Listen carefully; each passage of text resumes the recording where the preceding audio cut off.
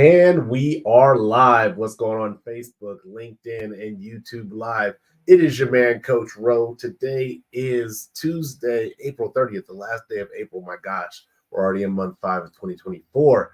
I'd like to welcome you to the Men's Circle. Man, so much that we are going to talk about tonight. I don't even know where to start. But as always, it's great being back. For those of you who are new to the Men's Circle, or this is your first time, or maybe your third time, you're still trying to get the hang of it. The Men's Circle is really this place that we come every other Tuesday, a couple times a month, for 2 months out of the quarter before we take a break. And we have these sessions where men are able to get together, talk about topics that we normally don't talk about. And even if we do talk about them, we typically talk about them in a jokingly manner instead of a vulnerable manner. So this topic tonight is, this is a hell of a topic for me, and I'm sure for a lot of men. But tonight's topic on the Men's Circle is going to be about, if you missed it, tempers and tantrums. As always, before we get started and jump straight in, I want to give my brother Tim an opportunity to introduce himself. For those of you who may not know who he is, brother Tim, what's going on? Yeah, Tim Rushing. Go way back. I've said this a lot of times. I'll say it again.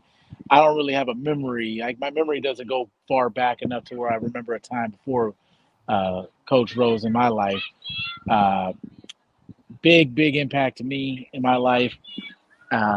This place, the Men's Circle, it means a lot. It's helped me process and understand and show me that I'm not alone.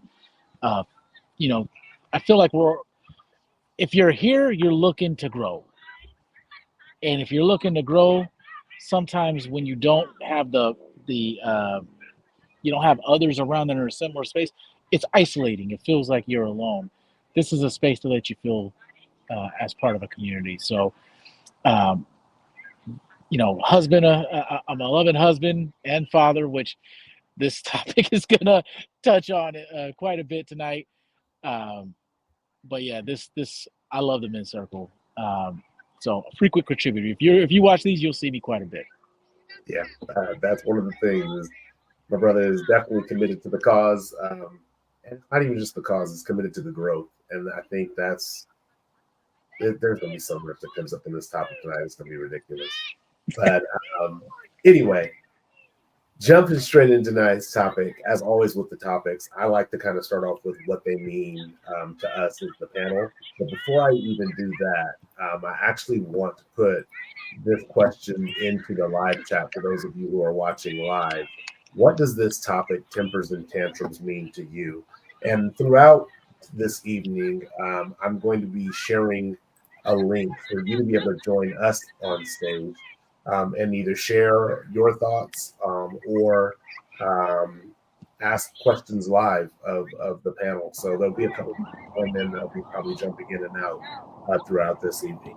But Brother Tim, when I sent this topic, a lot of people reached out to me and were like, ooh, what are we talking about? And there's so many different ways you can go with this topic, but when you seen this topic, tempers and tantrums, what did this topic mean to you? It definitely hits a nerve.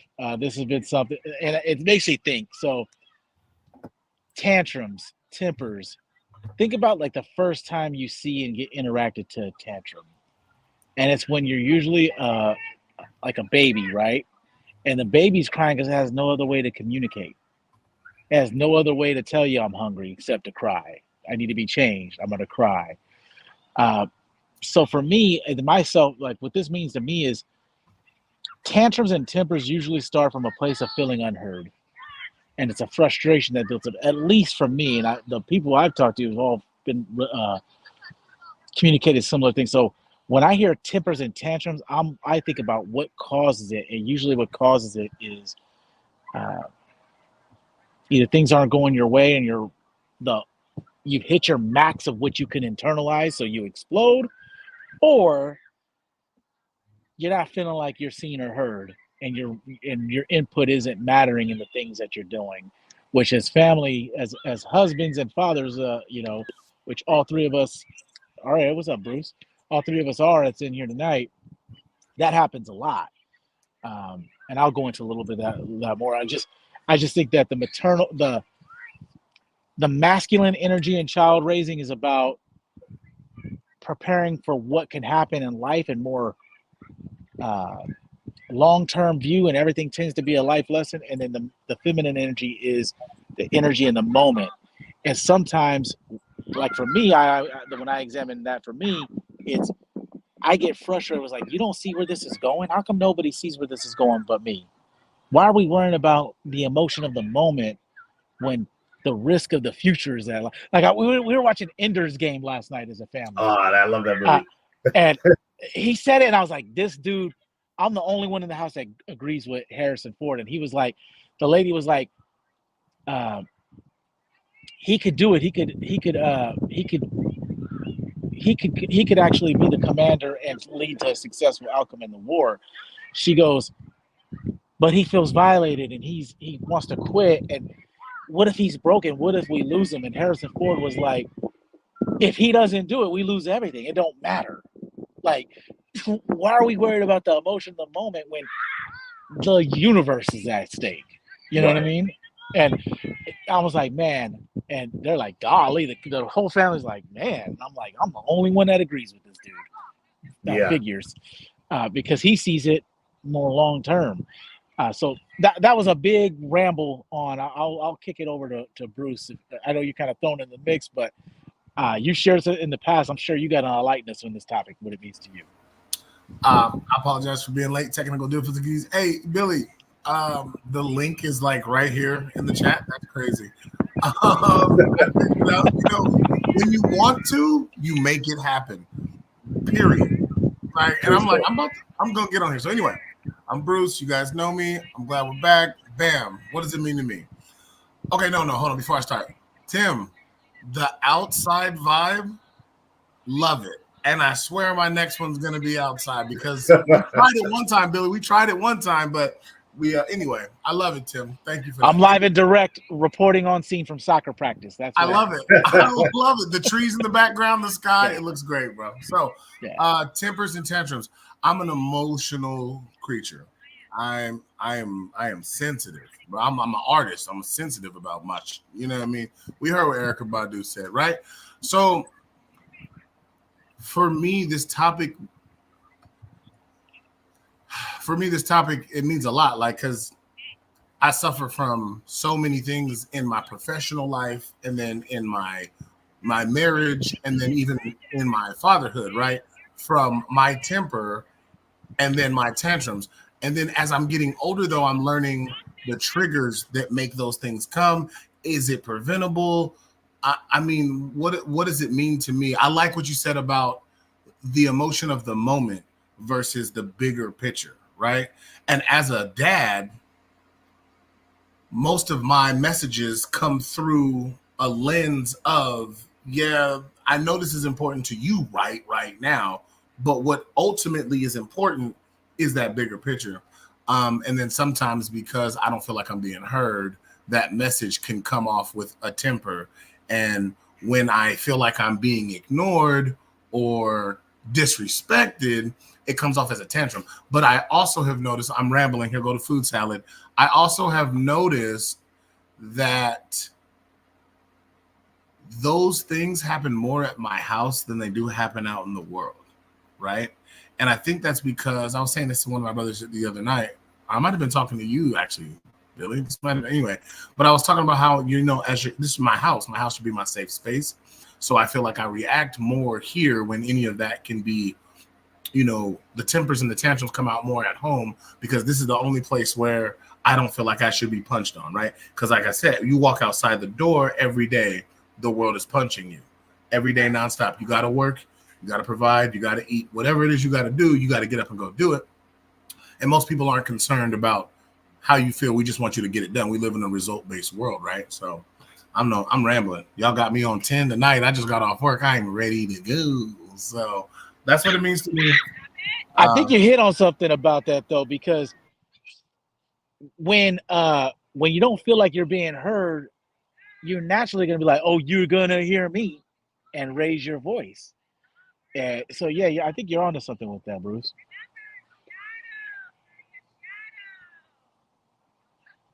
I know you're onto something with that. For me, that the that's one of the critiques my wife gives me often is, hey, how come you're so calm and calculated with other people, but then with me you're snappy and you're I'm going to use this word, you don't have as much grace with me as you do with other people, right?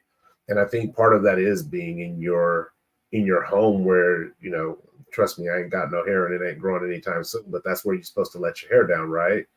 um but also it's not let your hair down and like abuse your family. I'm not saying in that regard, but there is this aspect of I let my hair down and so my defenses are down, right? Meaning I'm not expecting an attack. This is like the city of Troy.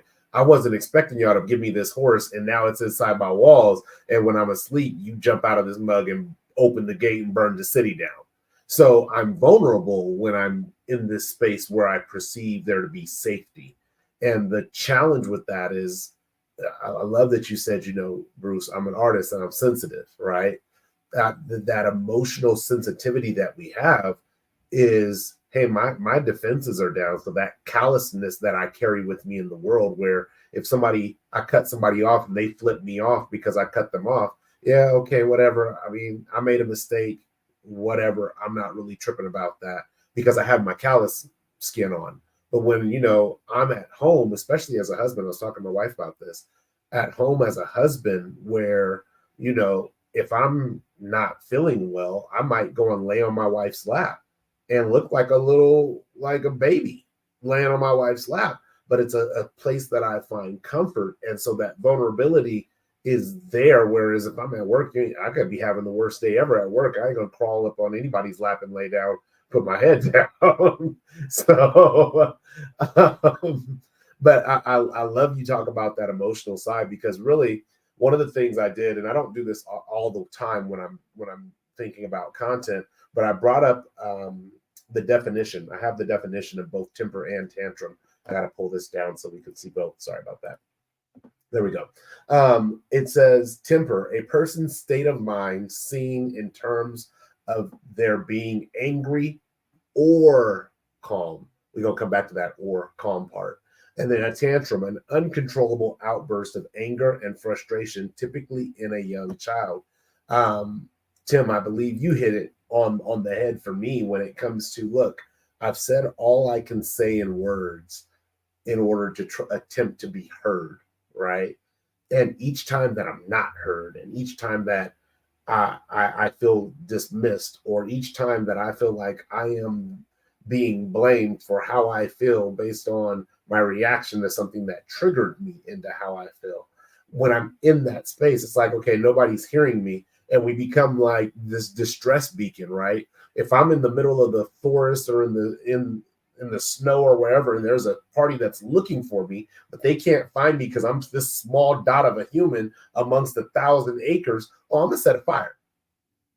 Yeah, I'm gonna set a whole fire, because I need to be seen in order to be saved. And oftentimes when that frustration for me, when it comes to this topic, has built up, it's like, okay, now instead of just I need to be heard and seen, because clearly you're not seeing me and you're not hearing me. So this little styrofoam cup I was using for my projector mic ain't big enough. Let me go and get the loud horn and put some batteries in that joint so we can really, hell no, we won't go, right? And so these are, for me, when I think about this topic, I think about from being a child who suffered from temper tantrums. Like I suffered from temper tantrums probably until about third or fourth grade. And I mean, I don't mean like, no, and you're not, no, I mean like full on crying, snot, screaming, flailing my arms, tearing my clothes. I suffered from significant temper tantrums when I was a kid. But I love the fact that the definition of temper includes both angry and calm. Because when I think, and Bruce and I have had conversations about this, when I think about my natural state is calm. My natural state is chill. That's my natural state. So when I get to the place where my temperament shifts from calm to angry, I have to ask myself what's taking place down here to move this, because it moves very fast for me. I ain't gonna say, oh well, it takes a long time for me to lose my temper. No, it don't. It don't take nothing but a hot Cheeto, right?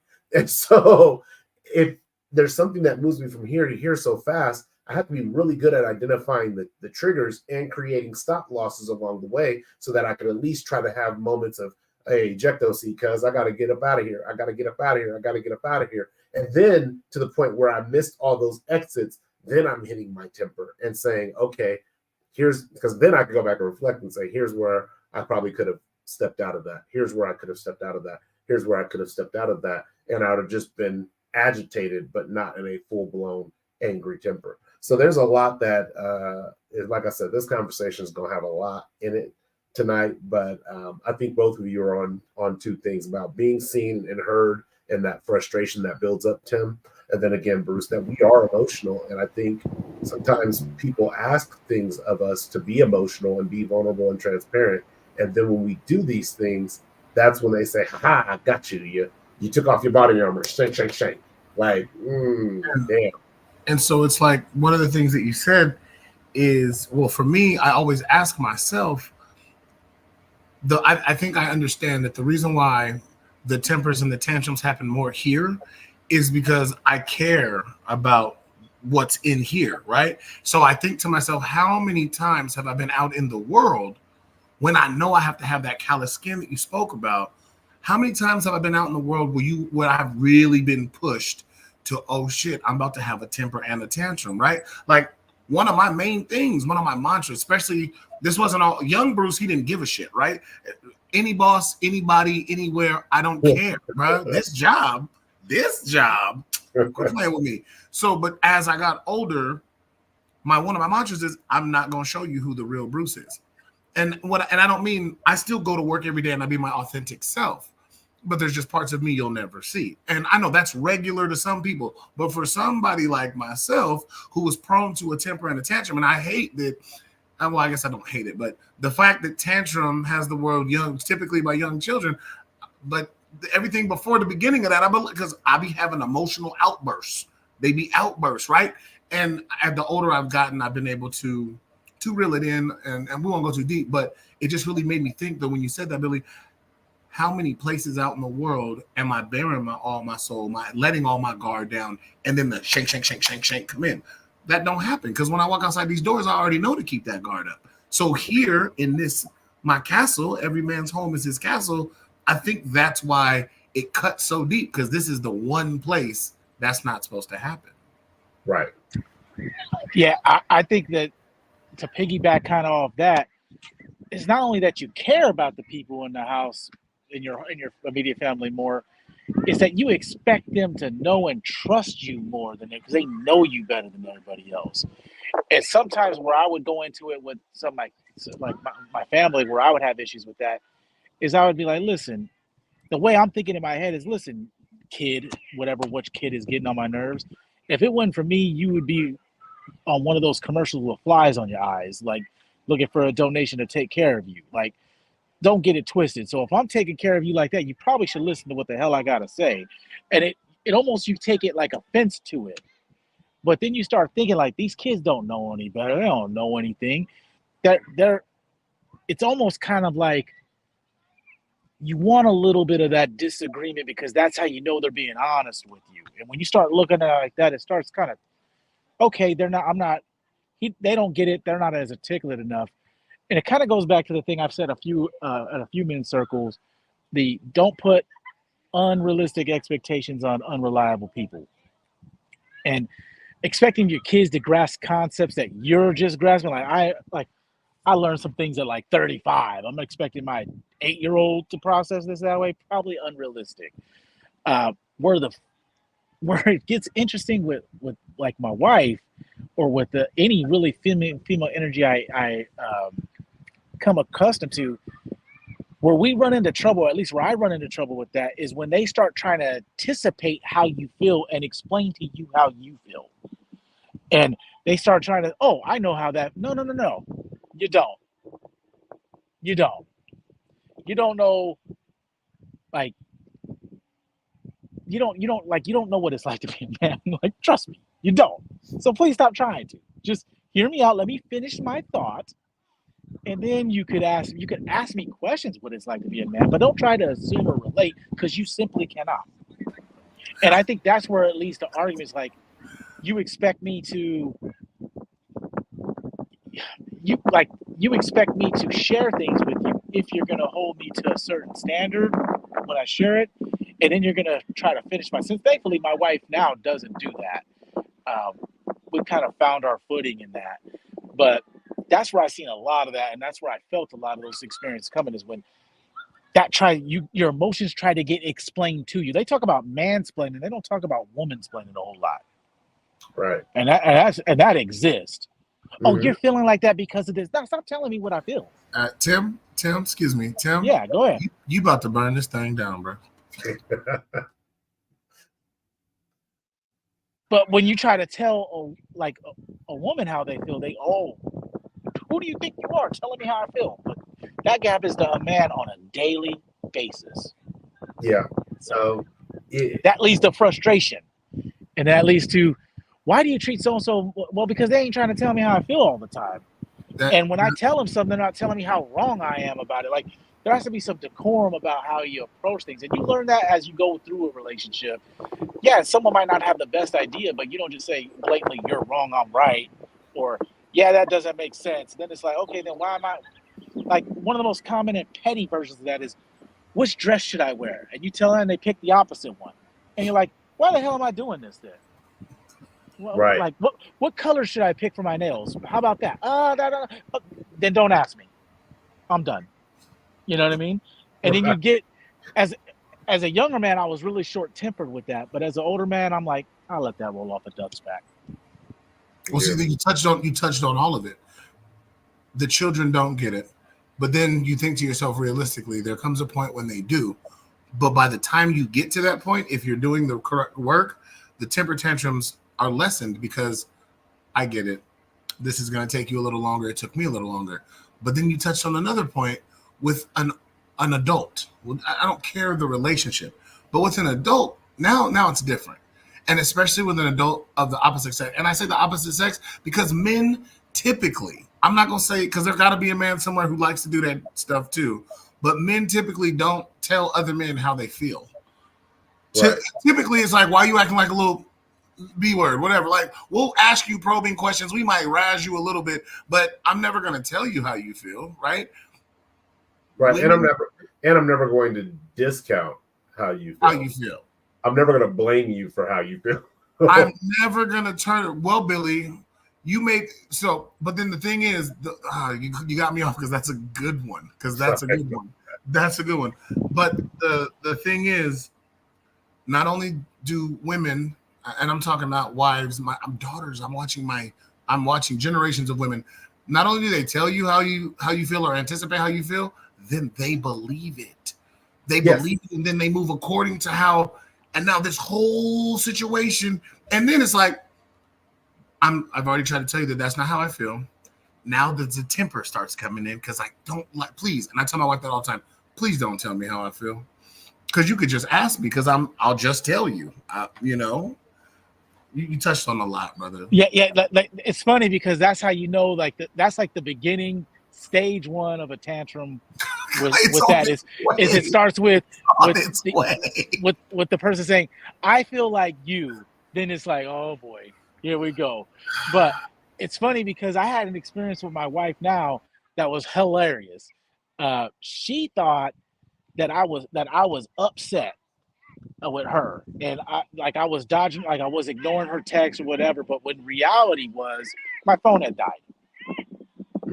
My phone had died. And she was like, she had talked it over with her sister and one of her friends, and she was like, "Yeah, he's probably mad at you for that." I got home and I'm like, "Hey, what's going on?" And she goes, "Is everything okay?" And I'm like, "What are you talking about?" She goes, "Are you upset at me? I feel like you're mad. I feel like you're angry at me." And I was like, "I feel like you're reading this all. What are we talking about?"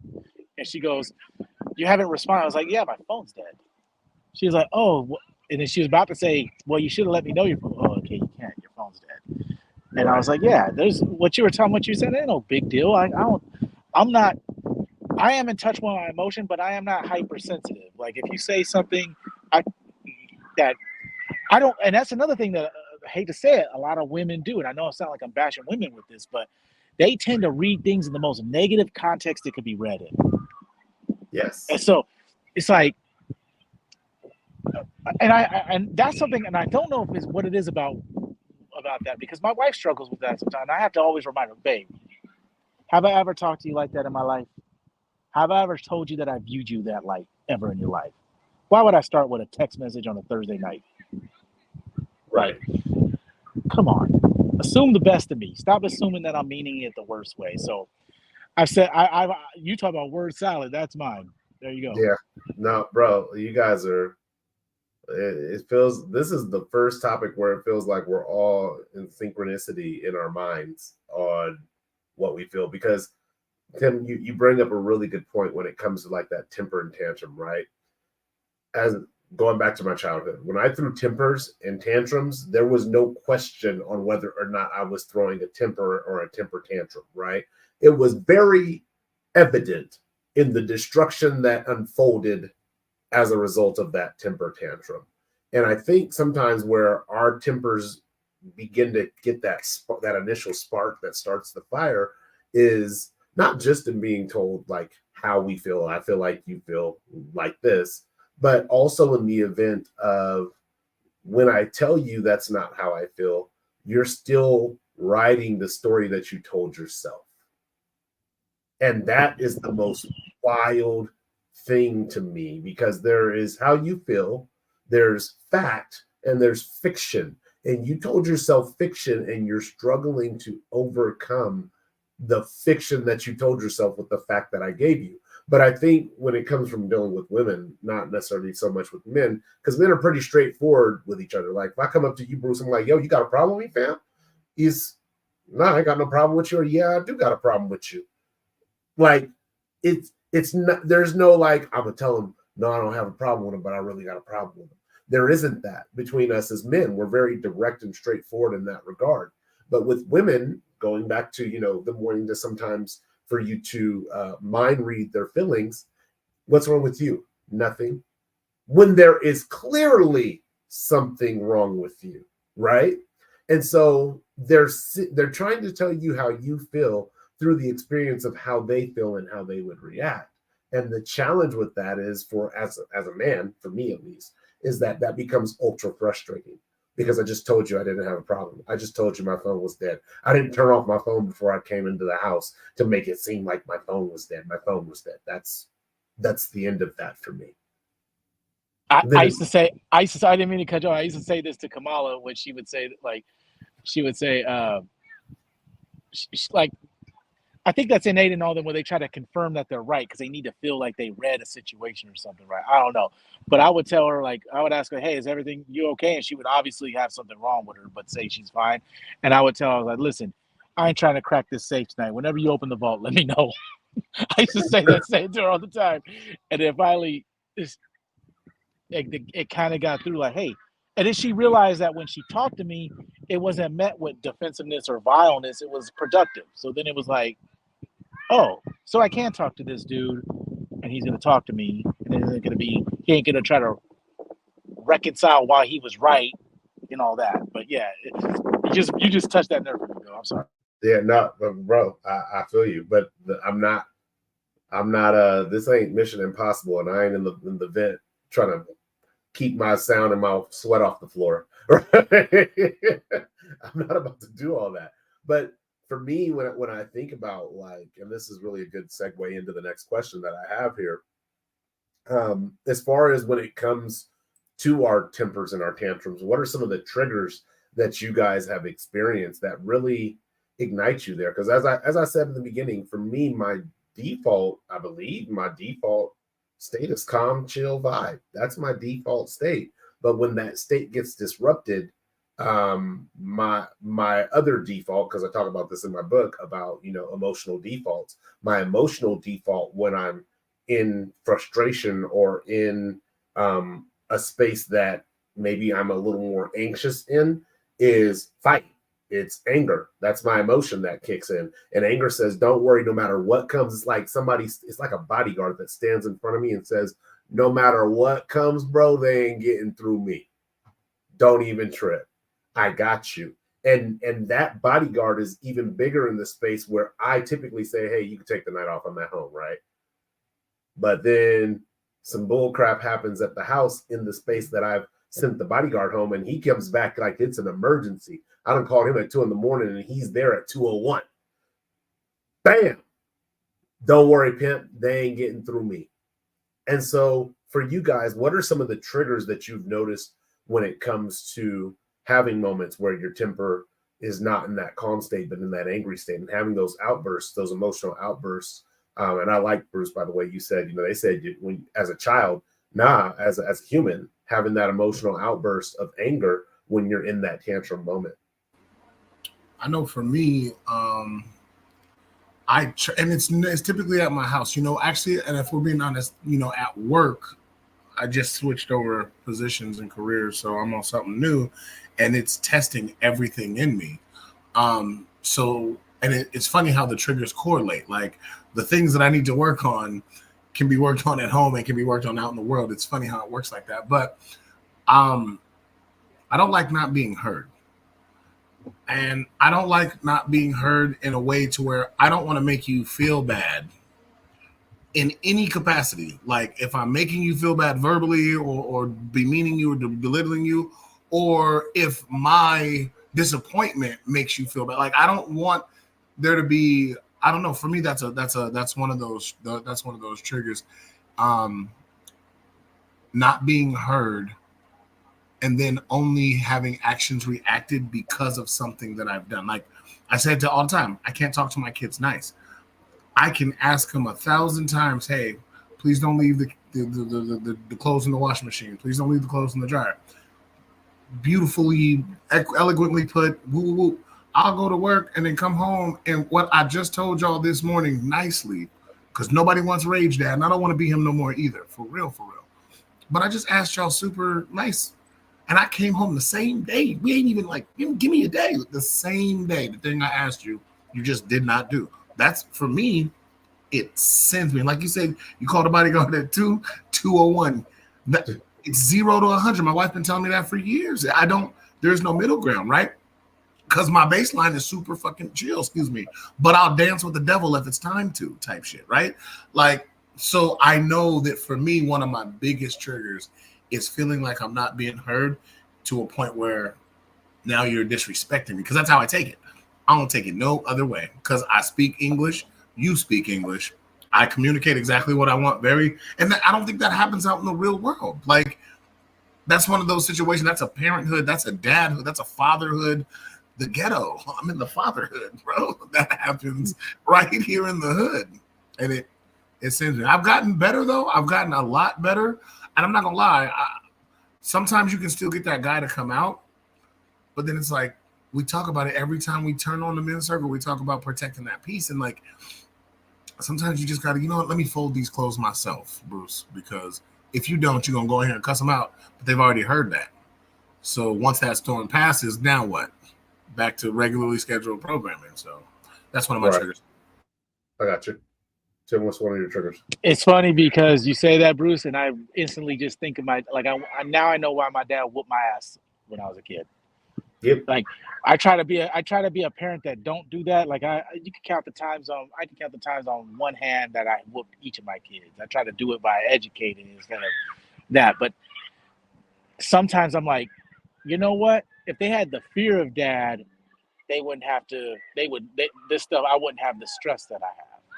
Maybe they have a little bit more trauma, but I got a little bit more peace. So it's like, then you start, well, dad, I'm supposed to be selfless, so I'll take the irritation and spare them and whatever. But the triggers for me is similar to Bruce. It's the not being heard.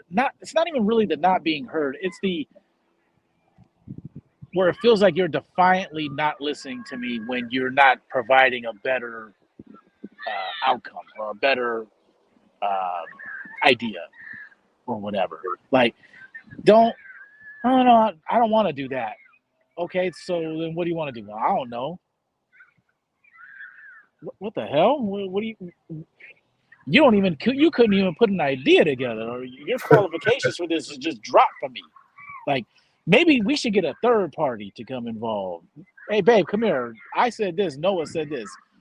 He said he didn't have an idea, but he doesn't like mine. Maybe he's not old enough to have, you have to go through that. But the other big trigger for me is when I feel like someone wants me to have rules with them that they won't have with me. I'll give you an example. I'll use my previous relationship and then how this came in, how my current relationship is. You're not gonna go out with your girlfriends to because I'm the type of person, you go out, you're out. I'm not texting you, I'm not calling you. Call me if you have something. If you're doing something wrong, trust me, I'll find out. I'll pick up your energy. I don't need to be and when I pick up your energy, I don't need a confession. It's not a litigation. If I feel a certain way, I'll just say, hey, I'm out. But I don't check the phones or anything. And if you're out with your girlfriends till 3 or 4 in the morning, don't call harassing me at 2 in the morning about when I'm coming home. Don't do that. Right. What's the whole saying? What's good for the goose is good for the gander. You don't give me rules that you wouldn't impose. Where you'll be like, you don't control me if I try to impose them on you. It's funny how that works, right? Right. They tell you what they won't. I won't stand for that. And when we say we don't allow that, we won't stand for that either. Oh, you're trying to control me. You know what I mean? Right. When have you ever heard a man use that excuse? You're trying to control me. No man ever, right? But it's the same ass thing. It's just sometimes I feel like men, we get villainized. And I think it comes from insecurity. I think deep down women always try to, they see like our society, they try to make sure they're hell-bent sometimes on equality at all costs, even when the situation don't even make sense. So that's one of the big triggers for me. Like my current wife, I say current wife like we just got married, but my wife is 16 years. Well, no, 14 years in here in another couple months, but together for 17 years. One of the first things, she went out with her girlfriends one night when we first moved in together. And she was anticipating me like to give her this whole rundown of expectations while she's out and what time you coming home, and I didn't ask her a damn thing. And she was like, hey, and she was like, I don't know, I don't really know what time I'm coming home. I was like, all right. I was like, you're an adult. I'm sure you could find your way home. And if you need help, you got my number. I'm sure you'll call me if you need help. And she goes, you really don't care? And I was like, nah. And then the first time I went out with some coworkers, and she called me. It was like 4 in the morning. She's like, where are you at? And I was like, I told you I was hanging out with so-and-so, and I didn't really know what time I was going to go. She's like, but it's like 4 in the morning. I was like, did I call you? And she was like, well, no. I was like, well, I expect you to give me the same grace I'm willing to give you. Can we be okay with that? If not, I don't live in I'm an equal opportunity provider. I don't live in that state. And you brought up the thing about your emotional states. My regular emotional state is kind of like yours. Chilled, relaxed, kind of observant, paying attention to my surroundings, kind of like taking it all in. My emotional self, I would classify him as like quality control. Right, head on the stool. Like, how's everybody doing? Am I picking up a bad energy? Like one of the kids look like they had a bad day. Should I inquire about it? Whatever. I'm like a fixer. I want to make sure everybody else is cool. What I've been learning over the last few years is to include myself in that equation as well and not neglect me. Am I cool? How am I feeling? You know what I mean? Like, I'm kind of proud of myself. I scheduled some doctor's appointments to get my over 40-year-old stuff done on my own. Nobody had to guilt me into it because I'm trying to take care of me. So those are my triggers, is the actively not trying to hear me, and then we're reciprocal in rules what we have for each other. You don't get to do the things to me that I can't do to you, and vice versa. Like, I told my wife, she was like, what would I do? We were watching something. She was like, what would I do? What would you do if I hit you like that? I was like, call the cops and put your ass in jail. Because I can't hit you, so you can't hit me. You going to jail. And I'm testifying. She hit me. And while they're on their way, I'm going to hit myself a few more times and make it look worse. Right. Yep. I'm going to go full thin line between love and hate on your ass. Hit me if you want to. You know? Somebody give me an orange and a And she was like, you would call the cops? And I was like, hell yeah, I ain't going to let you start hitting on me.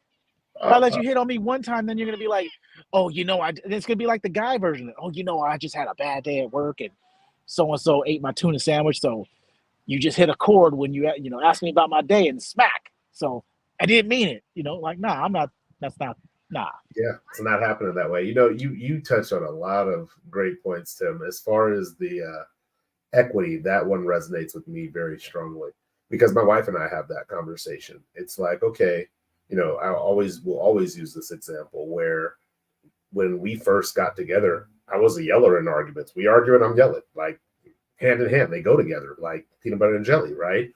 And she would tell me in these arguments, why are you yelling at me? Stop yelling at me. And it took me a while to move away from yelling and just to be able to talk calmly. And it doesn't mean that I don't get frustrated. It doesn't mean that I don't have triggers still that she triggers or trips. But what I do now, instead of moving into that yelling space, is I just stop talking.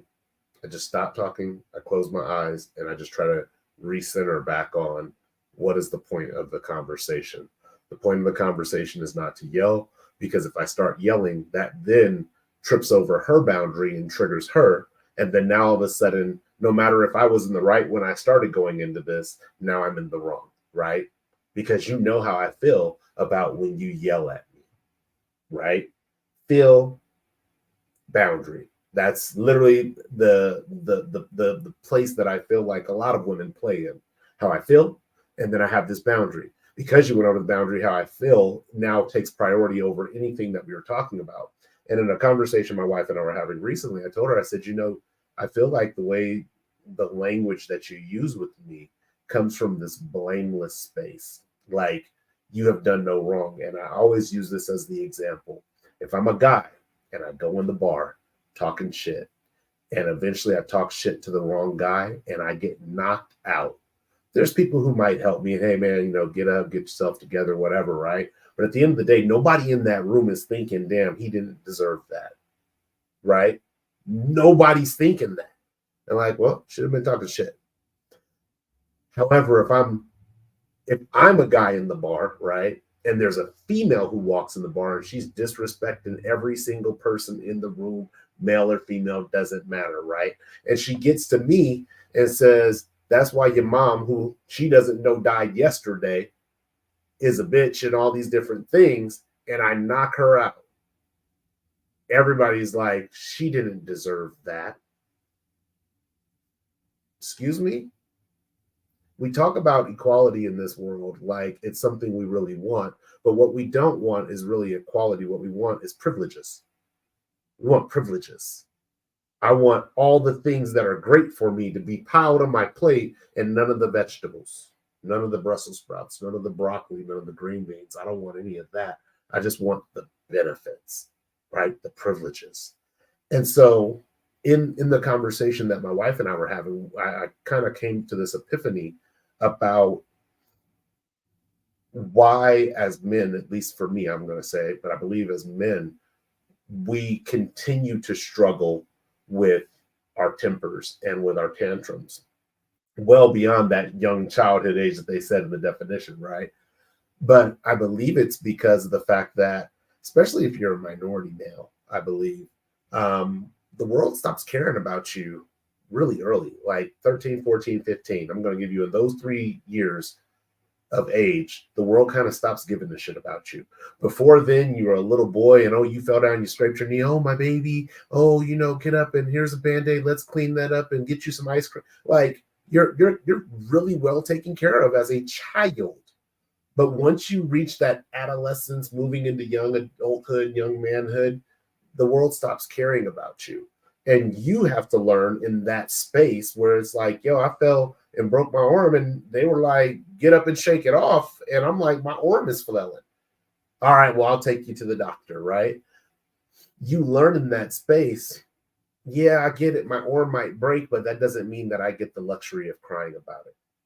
I got to take care of it. And so it causes you to have to grow exponentially starting at a very young age. Whereas females, women, they are princesses. If their father's present and an active father, they're typically princesses till 18. Then they're a sought after prize from 18 until whenever, whether they go beyond 85 years old, never being married or never being in a relationship or whatever it may be, they're sought after prizes, and they are conditioned to believe that they are the prize, right? So when you're thinking about this person is the prize and I'm just the lucky contender, at some point you're like, how do I evolve as the contender to win the prize? Whereas the prize doesn't say, how do I evolve as the prize so that more people will want to pursue me? More people will want to compete for me. The prize doesn't typically analyze itself like that. The prize, like, yo, the prize is $1,000 if you win this contest. The prize doesn't say, is $1,000 enough? No, I'm the prize. I'm $1,000. I'm enough, right?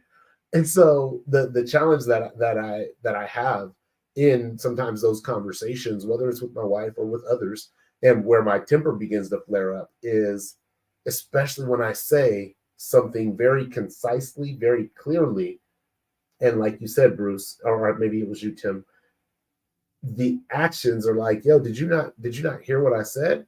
It'd be like me telling somebody on the street, hey, if you swing at me, homie, I'm gonna knock you out. Like, the moment you even look like you're gonna swing at me, it's gonna be a hand central for you, and it's not going to stop. You're gonna be like, I didn't know this dude was gonna amp up like this. And so when I say that, that person now has a choice to make. Are you gonna swing and see if I really meant what I said and find out that I did? Or are you gonna say, you know what, it ain't worth it. Let me not back down. Let me not test that. It's not backing down. You're just not testing it. But where the people who are closest to us, I feel like they are constantly in test mode. They're constantly in beta mode, trying to see if the game has any glitches. And I'm like, yo, stop testing me, please, because it's agitating to me. It's like, why am I being tested? And I think, Tim, another thing that's a trigger for me is the assumption of the worst, that I must be the worst human. Like, why are you assuming that if I was mad at you, I would simply just not tell you I was upset with you? Why are you assuming that I would just turn off my phone and be like, yeah, it's her, and I'm just ignoring you? Why would you assume that? And I've had that conversation with my wife where I've said, do you have a low perspective or perception of who I am? Because sometimes the things that you think, or that, going back to that fiction, the fiction that you're telling yourself about me isn't even really in alignment with who I've shown you that I am. Like, one of the things for me that I do to kind of keep my temper at bay is I will disconnect. I'll just disconnect. Like, let me go in my office. Let me jump on a computer, do some work. Let me jump on the game, play a game. Let me do something to disconnect from the moment, because the moment is too emotionally charged for me. And if I step into the moment with this emotion, it's going to be a fight. It's going to be an argument, and it's not worth the argument, because I really want to maintain, going back to what we say in most sessions, I want to maintain that peace. I want to maintain that calm. So something you touched on, and it shows its face in different facets. And again, I think it's because parenthood and then marriage, right? Because out in the world, I have to really love you enough to give a fuck about what you think, right? And there's just my brothers and then the rest of y'all, right? Like, I don't even got enough capacity to care about what y'all think out here, right? But for me, it's, and I have to get used to it as a father, right? Because my 17, she's about to be 18 in June, and a 20-year-old. I've been parenting for a long time, right? But understanding that they are always going to make you the bad guy, it's different with your kids, right? Like you said, Tim, you got to give them a little grace. They're not going to understand everything that you're trying to get them to understand, even if you're doing it from a good place, right? But for me, sometimes with my wife, and I even tell her sometimes, like, babe, do you have to? My dogs. I'm sorry, guys. Give me a second. I even tell my wife sometimes, it feels like you go out of your way to make me the bad guy. Like, you have to understand that I'm not your enemy here, right? And in a way just to let her know that. And what did you say? Assuming the worst. You really assume the worst of me, and that resonated. It's like sometimes I feel like, do you not know who I am? Like, we've been together for 21 years. That's a long ass time. Anybody who's been rocking for 10, like, I commend anybody doing it. Anybody in a committed relationship trying to grow, I commend y'all, right? But because it's just hard. Tiptoeing around, making sure. I love what you said earlier, Tim, and I almost cut you off because I have a problem when you say good stuff. I sometimes forget. I'm glad it came back. But you said my emotional base state is, and then you said I'm a fixer. Ooh, I felt that in my heart because that's what I do. My wife says all the time, sometimes I just want to talk to you. You always want to fix it. My kids say the same thing. Dad, when I tell you this, don't try to fix it. Just listen. Thank you for telling me that because I'm a fixer, right? So it's like giving myself enough grace to try to fix myself as opposed to spending all that energy out trying to fix what some people might not be capable or not even ready to fix or whatever. What'd you say? Incapable people? You say it all the time, Tim. You know you're saying, and I love it. I ain't about to butcher it, though. Yeah, don't put unrealistic expectations on unreliable people. Which is, it's funny because you said the thing about the prize, Billy. I've actually give that spiel to my girls at some point in their life. And I tell them, look, y'all are princesses. Someone's going to tell you you're a queen at some point in your life. You're always going to be a prize in the eyes of society. However, you got to understand there's a difference in prizes. You go to Price is Right. You want to win the showcase showdown. You don't want to leave with the consolation Hoover vacuum. Right. So which one you going to be? And you decide how you do that by how you carry yourself. If you're pretty, that's not enough. Are you smart? Are you funny? Do you have humility? Can you be somebody's peace? Can you communicate? If none of that, I don't care if you're, Rihanna or whoever you think is the hottest woman on earth. If you don't got none of that other stuff, you're the Hoover vacuum. You're the consolation prize. Today's contestants will walk away with, that's you. That's you. Right. Tim, me and Billy just talked about it the other day. All that other shit be damn, excuse my language. Are you accountable? You can be Fiona from Shrek. Girl, are you accountable? That's where a lot of this stuff stems from, though. When they try to tell you how they feel, it's because they have a feeling like they're wrong in the situation and they're trying to steer the conversation to where they're not the bad guy. The reason why you got to be the bad guy is because they won't be. 100%. In a lot of cases. So 100%. It's funny, like I had conversation with, like, one of the things I have, changing moments in my marriage with my wife is I told her, I was like, at some point, you got to start asking me what I think and asking me what I feel. Stop relying on the counsel of women that don't know men for shit or me that deeply. I'm not hard to find. I'm right here, and I'm not going to bite your head off if you have questions. I'm here. And, and that's worked miracles in ours. And and accountability is really funny because it's funny the thing you said, Bruce, because I had this conversation with my wife a couple times. I tell her, and I walk her down, I guide it to where it goes for me, right? I take a woman's approach to it. So I'm like, listen, do you think I'm a smart guy? Yes? Okay. How is it possible if I'm smart, and you say I'm really smart, how is it possible that I'm wrong every single time? Riddle me that, Batman. Right. You know what I'm saying? And I had that conversation with my wife, and she sat and thought about it. And now, you know what? She makes conscious efforts. Like, you know what? You're right. You know what? You're right on that. We should have listened to what you said. You were right. She says that crap to me all the time now because my wife, she's accountable, but she's also, I don't just say stuff and have to, like, that's another trigger, Billy. Back to triggers. When I have to repeat something over and over again to you, even with kids, at some point, get the fucking message or let life teach it to you. But like to like my significant other is like, listen, I hold you to a standard of an adult. If I'm being clear with you, why I gotta tell you 19 times? Right. Do you want it? You know, do you want to hear it in French? No. English? No. Baby talk? What do you want to hear it in? Like, I've told you the same thing over and over again. Luckily, I don't have that in my current relationship because we communicate really well. Just because that's one of her strengths, she's a communicator, and that's if you're accountable and you can communicate, man, you could. I don't even know. You could be a silhouette of a woman, and I'd be like, all right, we're good. I'm good. I'm good because I'm gonna have my peace, and you know, I'm not always gonna feel like I'm the bad guy. But that's, I realized that. Like I confronted her on that a long time ago. I was like, listen, it's okay to be wrong. I'm not going to look at you any differently if you tell me that I'm wrong. I'm not going to sit here and pump my chest like I got control. The relationship isn't about who has the upper hand. The relationship is not a competition. Right. You know what I mean? I need you to get that. Like, and you brought up something too, Billy, about how men are straightforward and they're not. Like, you're 100% right on that because, like, it's funny how, like, you ask a man who your enemies are.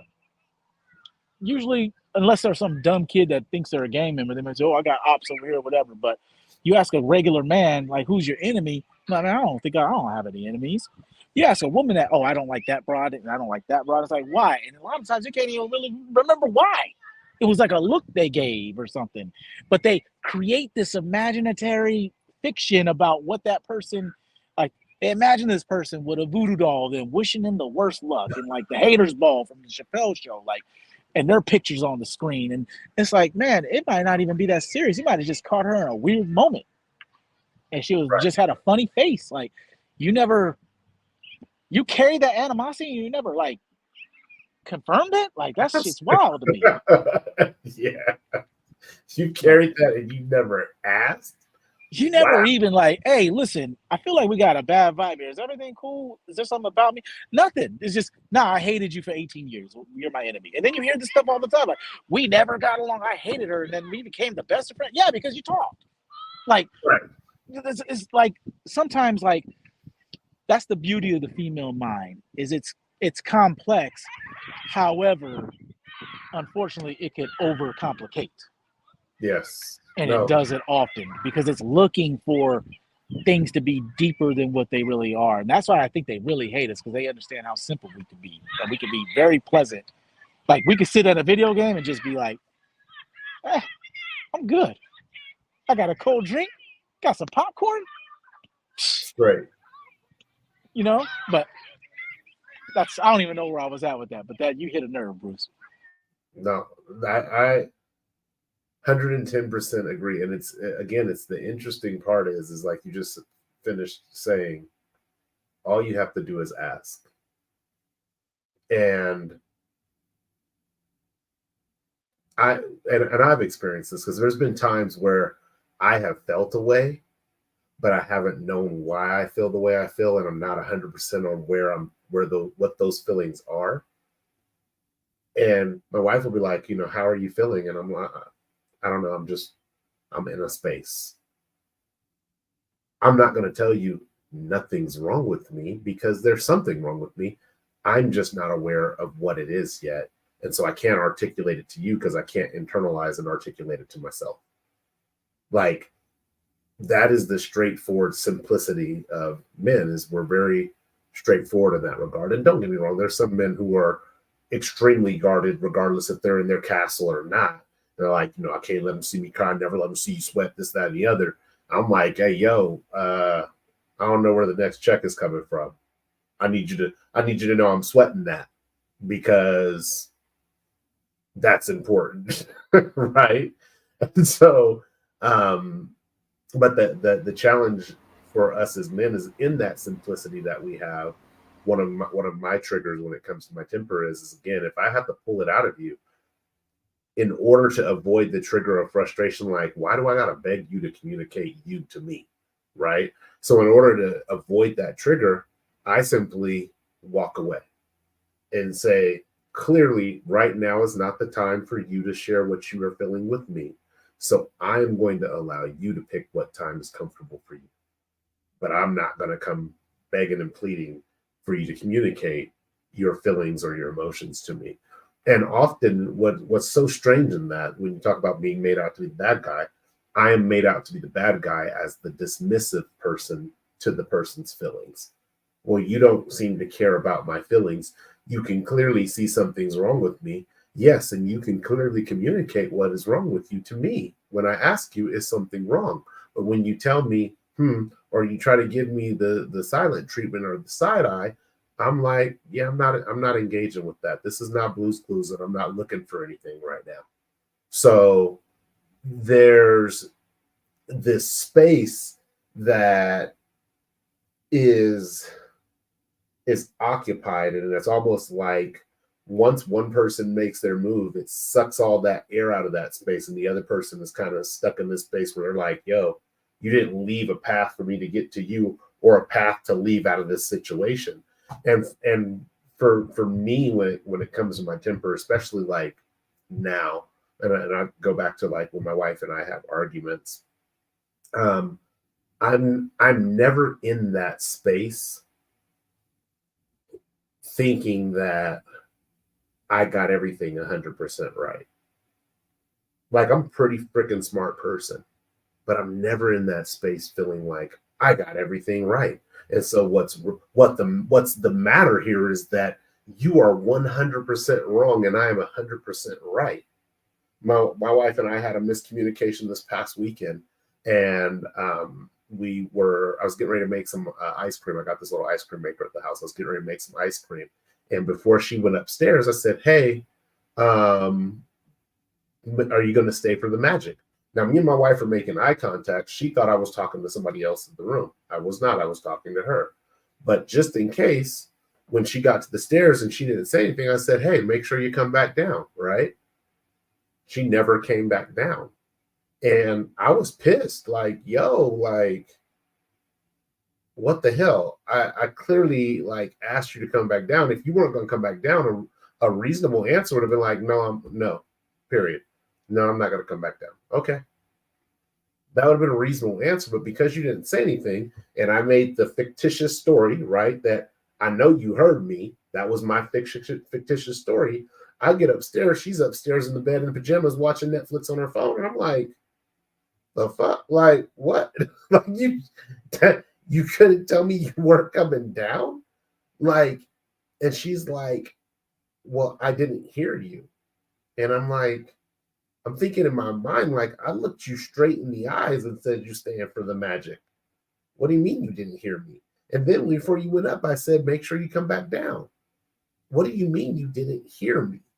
And so in that, I was still frustrated. I was still frustrated because we didn't have the conversation to the following day. But in that, I was still frustrated. But when we were talking, I had to say, okay, the fact is she didn't hear me. Whether true or false in this moment, the fact that she is presented is she didn't hear me.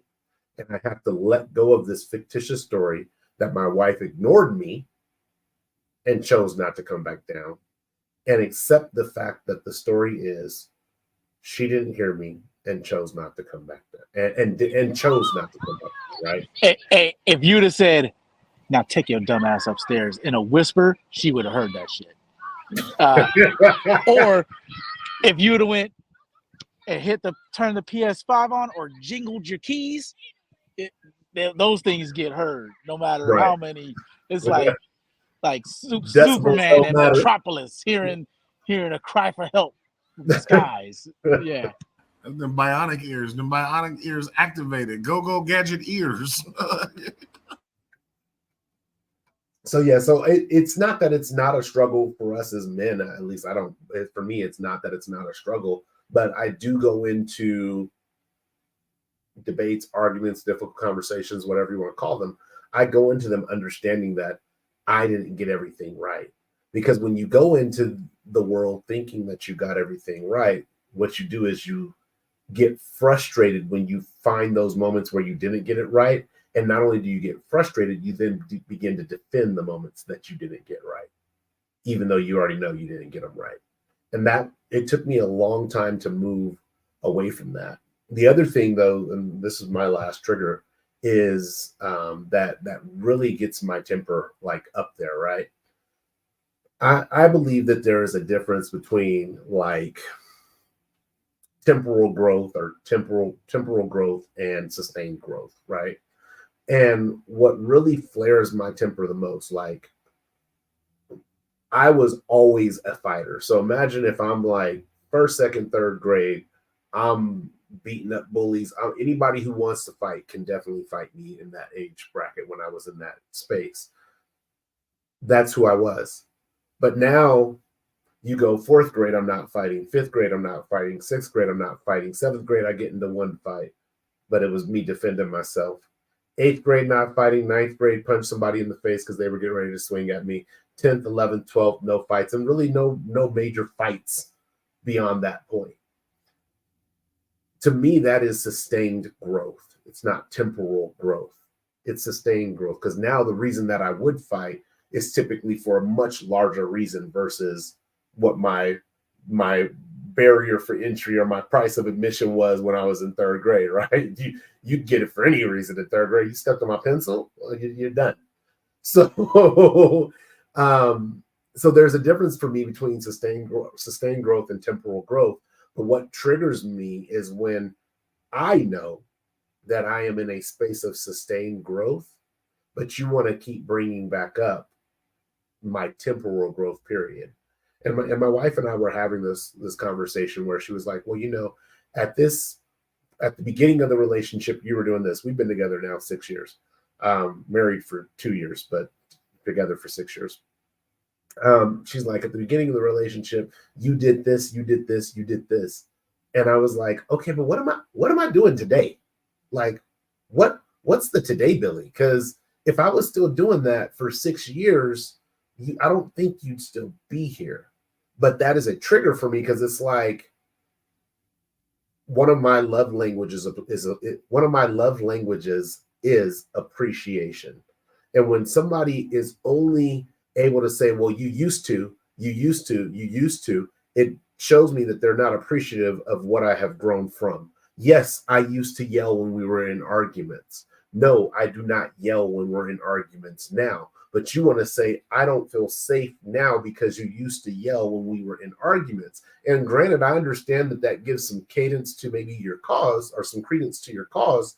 But the reality is for the past year, let's say the past 2 years, I haven't been yelling at you when we argue. So at what point does that matter? At what point? I get that there might be some trauma there, and that trauma needs to be dealt with through counseling and maybe through some grace and forgiveness. I don't know, because I'm not a therapist. But that trauma, you don't get to lord that as your ace of clubs for the entirety of your life. And I feel like when I feel like people are doing that, the reason why it triggers me is because then it becomes a feeling of not being controlled, but trying to be manipulated, which is a form of control. But you're trying to manipulate me to see your side of the argument. Oh, well, I see why you wouldn't come to me with that, because 2, 3, 4 years ago, I was doing this and it made you feel unsafe. But for 2, 3, 4 years later, I haven't done that. So at what point are you going to feel safe enough to hold yourself accountable to come to me with what it is that you're feeling? And the other part of the accountability part that you guys were talking about, that is a struggle for me, is I'm like a hyper accountable person, because I'm like, what did I do? Right? What did I do? And I will analyze to see the things that, man, am I missing something? Was there a point where I could have done this? Was there a point where I should have done it this way? And sometimes I arrive where it's like, no, I didn't really do anything out of pocket. And so when I feel like I didn't do anything out of pocket, and I say, hey, here's how you approached me, and this set off a trigger in me that didn't get you the outcome that you wanted, and there's no accountability there. Well, can't you see why I would feel this way, and why I did that, and why this and why that? And I'm like, yeah, I kind of already went over that with myself, and I don't see why you would have approached me the way you approached me. And the last thing for me that is triggering, and it's something that my wife and I have had conversations about that we're both learning is about being tone deaf. Like, it'd be like me saying, "Oh, she has a nice," like, we walk past a stranger. "Oh, she has a nice smile," right? My wife like, "Oh, you don't never tell me you like my smile." What? Like, whoa, where are we at? But in the tone deafness part, my wife doesn't hear her say it to me like that. She hears, "Oh, well, you never tell me you like my smile." It's a tone deaf moment for her. Same thing for me. If we walk past a guy and she's like, "Oh, he has a nice smile," I'm like, "Oh, you never tell me my teeth are pearly white and straight." I'm like, "Yo, all I said was you never tell me that my teeth are pearly white and straight." And she's like, "That's not how you said it in this tone." And I'm like, "Okay, I can acknowledge that there's some tone deafness, right?" And that's a difficult thing to do in the moment, because again, when you're getting assaulted by somebody's tone in your castle, your defenses are down. Somebody could say F my mom or whatever out in the streets. Okay, hey, sometimes whatever, my mom's a hoe. Okay. I mean, I guess I don't know her like that. You know, maybe you know her like I don't know her, right? And so it's a challenge, because in that environment, my armor is up. In my household, my armor is not up. So things that you say to me and how you say them to me is much more impactful, and I care about much more than I would care about some random person on the street. No, Billy, it hurts, bro. Mm-hmm. Like I like to simplify it. Like the daggers you stab me with inside my castle actually penetrate me, and it hurts. Out in the world, it's not happening. You're not getting through my guard. So, I mean, shit, it hurts. I just like to keep it plain and simple. I tell my wife, no, that hurts my feelings, right? I know that men ain't supposed to have feelings, and I'm supposed to, walk it off, champ, pull up your big boy pantaloons and all that. No, that shit hurts. And how long, like I tell my daughter all the time, it's like, if I punched you in your eyeball, you wouldn't like it, right? And then if you told me, "Hey, Dad, please don't punch me in my eyeball," I'm like, "All right, yeah, I hear you." Very next day, pow, sock you in your eyeball again. How are you gonna feel, right? And that's how I feel when I'm constantly telling y'all, please don't do this to me. Don't take advantage of the fact that I'm your father. Don't take advantage of the fact that I'm your husband or your brother. Don't take advantage of me, period, right? Because that's a trigger. That hurts. And one of the ways that people take advantage of other people is by their lack of accountability. That shit turns into a manipulation, emotionally, mentally, physically, whatever. And it's triggering, right?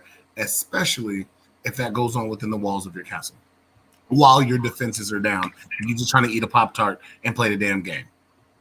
Yeah, it's funny you say what you say, Billy, because I told my wife a long time ago, and she's smart enough for her, she's taking that shit into account. I told her, listen, I'm going to give you the owner's manual for me. And this is the cheat sheet, how to get what you want from me forever. And it's appreciate me, recognize me, and acknowledge me. If you do those things, and she's smart, like she'll tell me like randomly, like if she hears me have a conversation with the kids or whatever, and she'll say, "You're such a good dad. I like it." Like she'll recognize the growth, right? Because I think what your issue is okay, if you're gonna cut me down, recognize my growth too. Don't just pull out, like, I know it's not all ESPN highlights, but don't go all bloopers on me. Right. You know what I mean? Like, you know what I'm saying? Like, I think that's where it becomes like a trigger. It's like, damn, you always want to point out the one blemish on my damn resume or whatever. But she learned that really, really quick, and she'll tell, like, she was like, "Man, you're doing really well working on your flashing on the kids." I call, yeah, hey, stage 3 dad about to flash.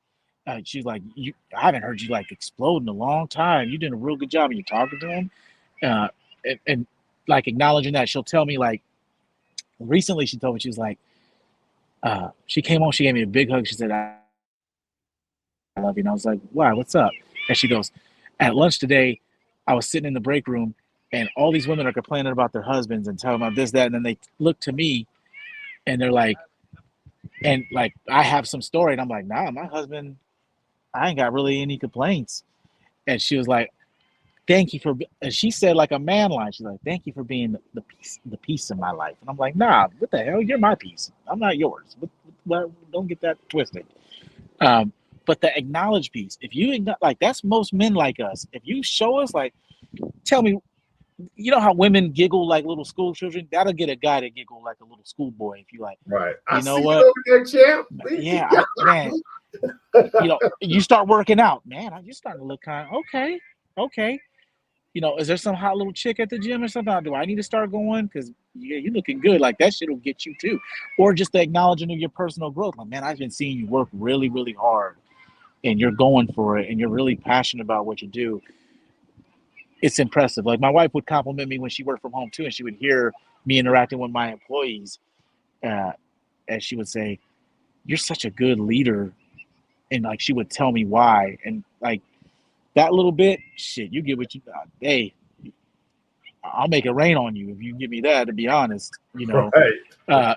that's really it. Like I like, and she was like, "Why do you get so emotional every time we get you a gift, like for Father's Day or Christmas or my birthday or whatever?" And usually I get emotional because I don't really need anything. If I want something, I'll go get it. But what I need is already provided me, so the extra is like hard for me to take in.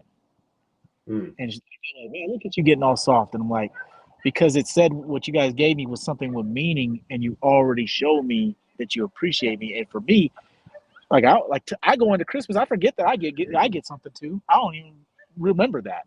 I'm so focused on quality control, make sure everybody's gonna have a nice holiday, everybody's gonna be happy. But it's just that's what if there's any women listening to this, if you want to make your man chuckle, just start acknowledging them a little here and there. It'll change your whole relationship. Absolutely. You know, you're so sweet. You're so sweet when you came over, and like when you hugged me when I was cooking, you made me feel safe. It's over. Look, Bruce is over there residing in the background. He's like, man, if I hear that, it's over for me. And I think that's how women steal husbands from other women, is that very thing. Is the other woman starts giving that guy that, and he goes home to bickering. Right. You know? It goes home to accusations, goes home to fault finding.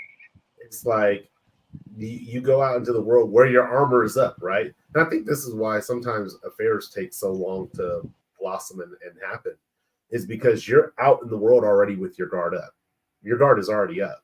And this person, in order for them to even connect with you on an intimate level that an affair requires, they have to be able to chip away and chip away and chip away and chip away and chip away at your armor till they can get to a space where you feel relaxed enough and vulnerable enough to be like, yeah, we're having this issue and it's impacted me. And then that's when you get that, I would never do that to my man, right?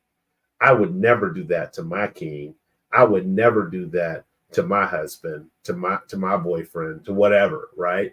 And in that moment where you're now in a defenseless, vulnerable place, and when you get done leaving this conversation, you're going home to the person who is doing exactly the opposite of what this person just told you they're never going to do. You fall into this space where you never want to get home.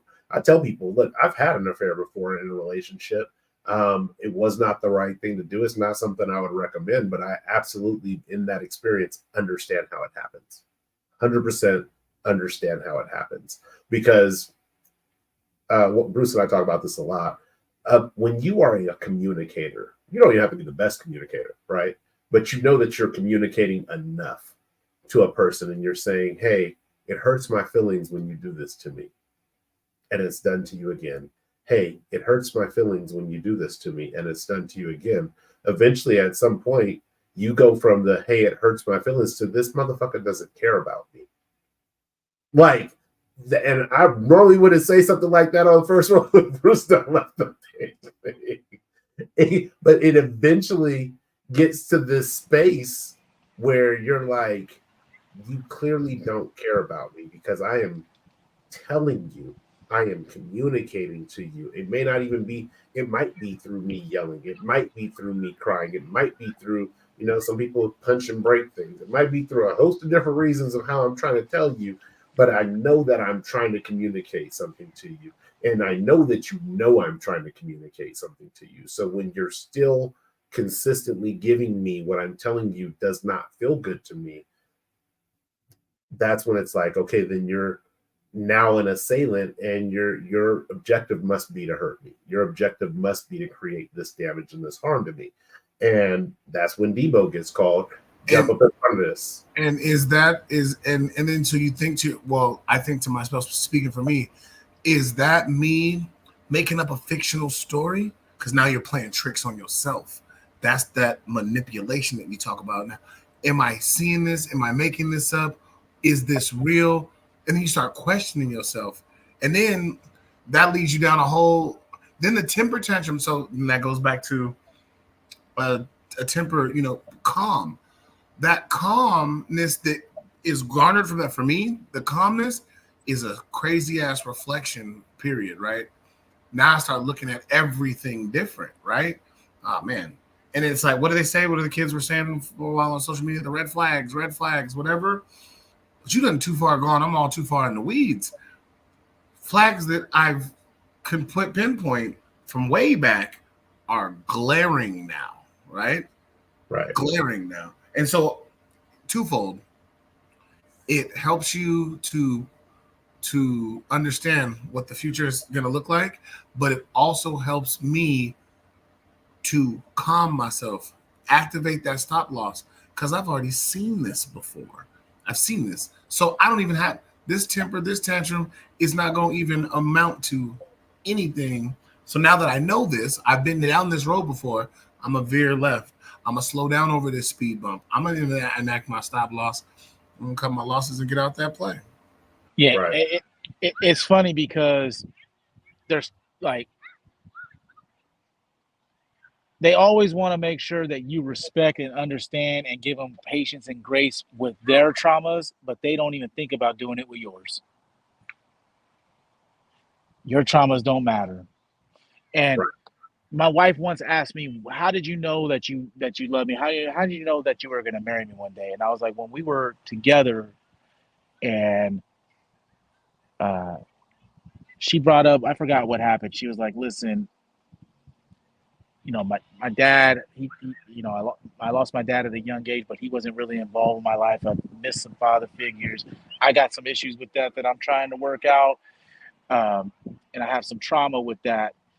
And I told her, "Man, I'm a combat veteran. I've seen things you don't even want to speak of. That's why I'm sometimes little things like, it's not that I'm inhuman, it's that it doesn't bleed the radar of what I've experienced."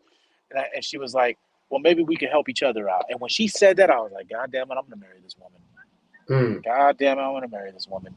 Because it wasn't about, because in the previous relationship, she would hold, it was almost exactly the same conversation. It was minimizing my trauma, and hers was so bad. And I was like, listen, I've seen people blow up in front of me. What are you talking about here? And then Right. you get defensive, like, you're trying to minimize the stuff that I went through, because you watched me go through it. Like, what? And that's that unrealistic expectation. And sometimes it's hard to admit that somebody's unreliable, because Yeah. sometimes you have too much invested in them, and you're like, damn, I invested a lot in this person, but I can't rely on them. And that's a hard thing. And it's funny. That's where, like, to me, that's where affairs.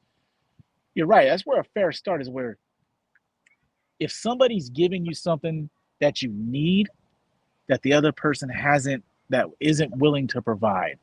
Now, in my honest opinion, you get a lot more leeway with me if you're doing an affair, if you communicated that to the other person and they still like, nah, fuck you. Well, okay. Well, I'm gonna find somebody else to fuck me. And they're gonna tell, because it's funny, when you're treated right, you don't even hear, you hear the compliments and it's have a nice day. Right. But when you're not happy and someone's not giving you anything, you get no acknowledgement, no recognition, nothing like that. And then somebody starts coming, "Hey, man, your eyes look really extra green today. And your smile's looking really nice. all of a sudden it's like, oh, stop it. You know what I mean? It's like you said, the armor you wear outside, all of a sudden you flip that mask open. It's You know what I me. mean? And then next thing you know, you're taking that helmet off, putting it underneath your arm. Right. You know, and she's like, oh, let me feel how your bicep feels. Next thing you know, you're taking your gauntlet off. You know what I mean? And so I've never had an affair, but I totally understand how that can happen based on my first marriage. I turned down a lot of that stuff because I'm a big person on like karma and putting that juju out there. I never want that to find me. But I communicated to her, and instead of cheating on her, we separated, and I went off to do my thing because I was like, if you're not going to be the person I need you to be, I don't want to force that square peg into a round circle. Right. I want you to be happy, and us. If we can't be happy making each other happy, then we can't be together. Like if it's a pain for you to make me happy and it's a pain for me to make you happy, what are we doing? What are we doing? We got to get out of here. So that's the thing that's really funny that I've noticed about a lot of, and I've called my sisters on that crap too. Like,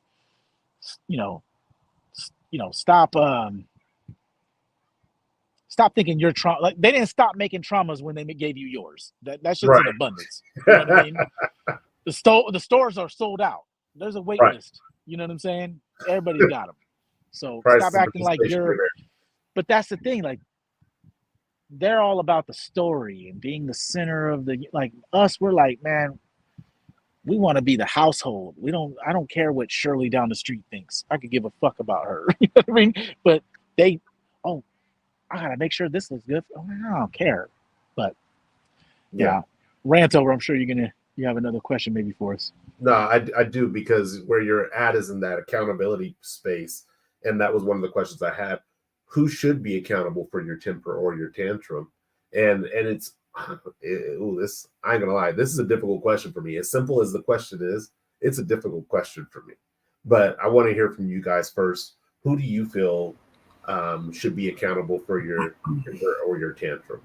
The craziest part about the two Bruces, right? The devil and the angel on your shoulder, right? It's crazy because in reality, like in my heart of hearts, I know that the answer is me.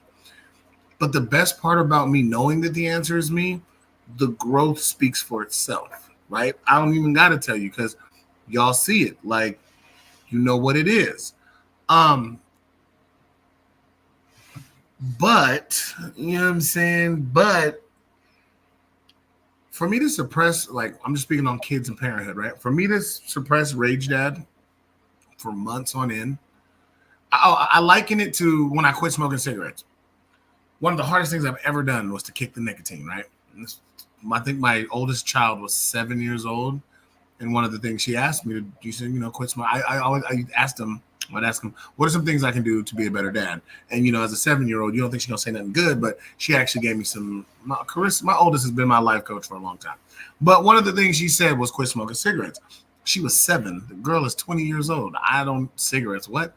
But that was one of the hardest things I've ever done. But I liken it to smoking cigarettes. Why do you think you smoke cigarettes, Bruce? Oh, because, man, my life sucks and it's stressing. I'm stressed out. Bro, I ain't smoked cigarettes in 13 years, and my life is still stressful as hell, and I'm still stressed out. Like that, it doesn't go nowhere, right? So who should be accountable for my tantrum? It's me, right? Because even if I don't react or I do react in the negative way that a temper tantrum elicits me to act, these kids are still going to do the same dumb shit that they're going to do that's going to make me have the temper tantrum. So, yeah, I want to blame them. I want to blame you, right? I want to blame the world. I want to blame my parents, whatever. We always want to blame something. But at the end of the day, the answer is you, Bruce. And that's the reason why you keep on fighting down this journey to grow. Because at the end of the day, if I were to blame anyone else for this specific reason, temper tantrums, then I wouldn't be as good as I am. I'd still be, the answer's me. The answer's me. Mine's a little bit more, it's complicated because to me, it's a flow chart, right? Did I give forewarning? If yes, and you still went down that road, that's you get what you pay for. You know what I mean? But you're a But communicator, Tim. I'm sorry to cut you off. You're a right, communicator. So of course you did, right? Of course right, you did. You wouldn't even be you if you didn't give. You know how? Oh, how about this? You know how? And I say this all the time at my house. You know how shocked they would be if I just came in the door on Tim, flipping out. You don't do that, Tim. Do you just go home cussing everybody out for no reason? No, you have to be. You have to be pushed because here's the right. warning. So of course you gave a warning, sir. Sorry. At first, no. You're 100% right. There is a moment where the glass breaks and Stone Cold comes out. There is a moment where that happens, and then they realize it's too late, and then it's like, and then usually after that, then Dr. Phil comes out. This is why I had to Stone Cold stun all the whole household. You know, this is why. Do you understand where I came from? That do you get why this could be frustrating for me? You know, uh, what if I, what if I ask? What if you asked me, Dad, can you do this for me over and over and over, and I just didn't listen? How would you feel? Or worse, That's I how I said, feel. yeah, I'll do it and never did it. Right. Or I'll get on it in a second, and then, oh, Dad, can you pick me up from over here? Yeah, I'll be there in a minute. And 3 hours later, you're getting rained on. How are you gonna feel?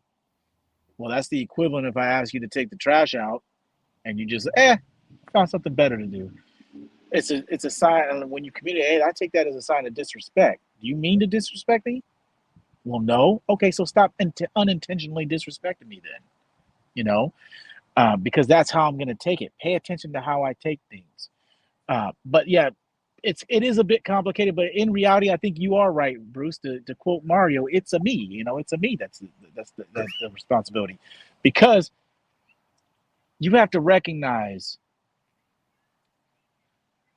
if the answer is not you, that means you're allowing your behavior to be in the control of somebody else, and that's a dangerous situation. So you got to start asking, and like that doesn't happen as much anymore, uh, just because I refuse to let somebody control or manipulate me. And sometimes like if I feel somebody's not my wife, but like people in my family that know old Tim, like they'll try to Oh, prod Tim to get that old response out, and I'm like, nah, I'm not gonna let them manipulate me like that. That worked on me 15 years ago. right. Go knock on the door with that somewhere else. You know. Yeah, I know the Uh, rabbit's already in the hat. Stop. right. I already know. I know the next. It's like your song. I know the next. I know the next lyrics. Like stop it. Right. You're not fooling me. So part of that is if you do erupt, it is kind of like on you, because you got to recognize the warning signs and you got to know yourself a little better, and you got to reflect what's going to take me down the road. Okay, I'm in the calm stage, and the calm is before the storm always. And if you recognize you're on deck for the storm, you got to start doing some filtering. Yeah. Am I I need some justified in this? sandbags. Am I justified in this? If I explode on this person, am I going to inadvertently make them the victim? Like, oh, I can't believe you went off on so and so like that. Well, so and so did this, and this. It's funny because I had one of my kids, the same thing. They listen to me, they come in, they hear me talk to my employees, and they're like, man, Dad, you're you're hella cool to your employees. And I told my daughter, I said, yeah, I'm really cool to my employees. Want to know why? Because when I tell them to do something, they listen. It creates less friction. When I tell them to do something, they're not telling me 17 reasons why they'll get to it another day. Right. You know what I mean? So it makes our relationship very loose and easy peasy. You could have that too, all for the price of doing what I ask you to do when I do it. Right. Seven flex payments of doing what I'm asking you. You know what I mean? Like, just do what I ask you to do when I ask you to do it. It's easy. Like, it's so easy for men like us to be a father to kids. They don't even understand it. They overcomplicate it. They make it difficult. And it's funny. Like I that's where, like, the responsibility, in short, the responsibility is you, because if it isn't you, then you're not controlling you, and that's very, very scary. Right, you're being puppet mastered. You know, I agree with you guys, and it's the complexity is there for me because I feel like there's people who will push you to that tantrum, and as you were talking, Tim, I changed my language from push me to the temper tantrum to they will gladly hold your hand to it. Right? They're not pushing you. Come on, tra la la la la la la la. They will skip and sing a great song with you while you walk to said temper tantrum. But overall, the accountability comes to you, and it's interesting because I deal with this I dealt with this in my last relationship. I deal with this sometimes in my current relationship, to where when you start to become hyper accountable, right? To okay, I want, like for my wife right now, I want her to be my peace. I want her to be that shelter that I don't have to put my damn armor on and walk in the house and say, is the clothes clear before I take my armor off, right? I want to be able to just take it off. I'm like, I'm going in the house. There's nothing in there that's going to hurt me. But in that, sometimes when you take that hyper accountability and you're saying, okay, it is my responsibility to not be in this moment or engage in this moment and allow my temper to go into a space that I don't want it to go into. And a couple weeks back, my wife and I, we had an argument and it just kind of bled over into the next day. And during that time, we were supposed to go to take care of some of our properties. And in going to take care of some of the properties, at first I was kind of like, okay, maybe I was in that fiction place. Maybe she has something going on with her. And what I'm trying to start doing is saying, instead of trying to guess where she's at, or even sometimes instead of trying to ask her where she's at, just allow her to show you where she's at and accept that as the fact. And so we're like loading up the car. I asked her a question and she, remember earlier we were talking about tone deafness. I asked her a question like, hey, what are we doing with this stuff in the car? And she's like, oh, I'm going to give it to a coworker. And she kind of had a tone about it. And I was like, okay, so are we giving it to the coworker today? And she was like, well, we can. And I was just like, okay, all right. So I'm like, at that point, I wanted to be like, what the fuck is your problem? Right? That's what I wanted to do at that point. But being accountable to my own temper, I'm like, how can I ask her what's bothering her without saying, what the fuck is your problem? Because that's what I want to say. And so I said, hey, do you feel some kind of way right now? And she was honest. She was like, yeah, I do. And I was like, do you have an attitude? And she was like, yeah.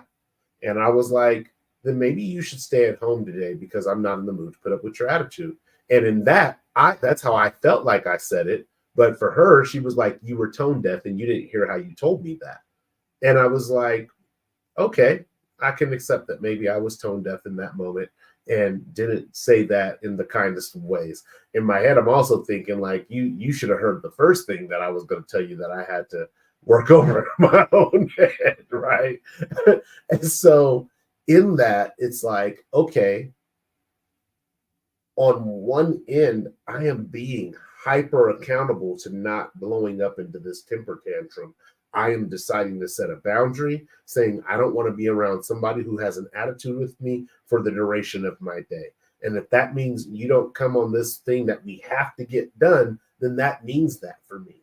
But then because I'm setting that hyper accountable boundary, it frustrates her. Well, you just were dismissive about the fact that you didn't want to let me come with you because I had an attitude and all these different things.